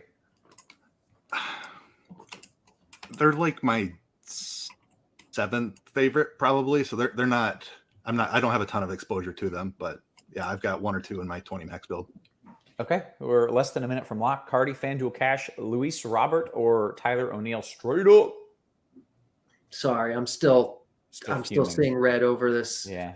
What's the question? It was Fanduel Cash, Luis Robert, or Tyler O'Neill straight up. Robert, but O'Neill's good too. We have someone in the YouTube chat saying they're doing a home run parlay today of Gurriel, JBJ, Pujols, and Dickerson. So There you go. good luck with that one. Mush plays of the day. Yeah. The anti-Carty plays. I like it. We have hit lock here.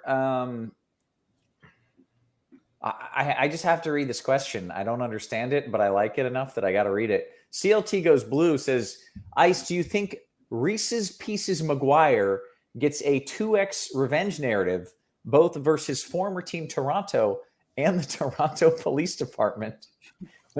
I assume he's been arrested at some point in Toronto. Yeah, you'll need to look that story up. That's okay. Sorry. If it's the one I think that he's talking about, it's probably not appropriate for on air. All right. Oh, Well, yeah, it was a well-worded question either way. All right, DK single entry, Carty, Toronto. Okay. Jesus, there's so many slashes to this. I'm just going to read it as is, Carty. DK single entry, Toronto, Maine with Chicago White Sox mini, or Philly, Maine with St. Louis mini. Just read the pairs of teams again. Toronto. It was Toronto and Chicago, or Philly and St. Louis. I'll do Toronto and Chicago. Okay, great. FanDuel Cash. Ice, is Franchi okay if he gets Devers or go more mid-tier with Chapman Gallo? I think Franchi's okay. Okay. Oh, if it gets Devers. I see. Yeah. All right.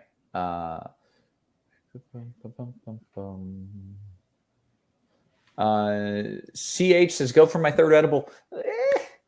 Sure, it's early. Go for it, man. Ice, on FanDuel and GPP single entry lineup HQ, how often? Oh, great question. Do you check the smash column during your process? Is that something you look at in your process? Yeah, often.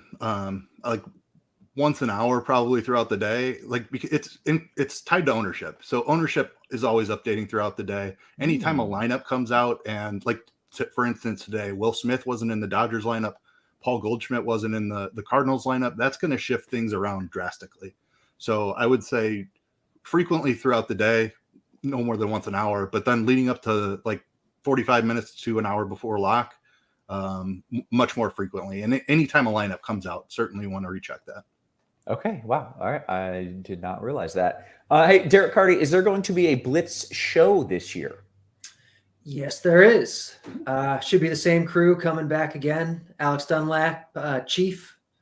On Saturdays, Blitz show. It's gonna be great. Yeah, I'm looking forward to that one. Nice. Okay. I'm just seeing the story, thanks to Dean, about yeah, I looked it up too. That was a mistake. Apparently there's a video. I didn't click on that. I was gonna say, I don't think I want to click this link. I feel pretty confident it's not a link that I want to click. But good to know. Thanks for the heads up on that. Final question of the day from CLT Go Blue Roth. He says, current MLB player or legendary jazz musician, Chucky Robinson. And I don't know. It's I think that's a current baseball player. Is that a current baseball player? Chucky Robinson? Yes, catcher for Cincinnati today just got called up. Yeah, yes, there we go. All right. It really does. I mean, really does sound like a legendary jazz musician. All right. Hey, good show as always, gentlemen. With that, we are going to get on out of here. So for DerekCarty, for Ice, for our wonderful production team, always working hard behind the scenes, guys, we appreciate you. We love you. And we will catch you tomorrow. You have been crunched.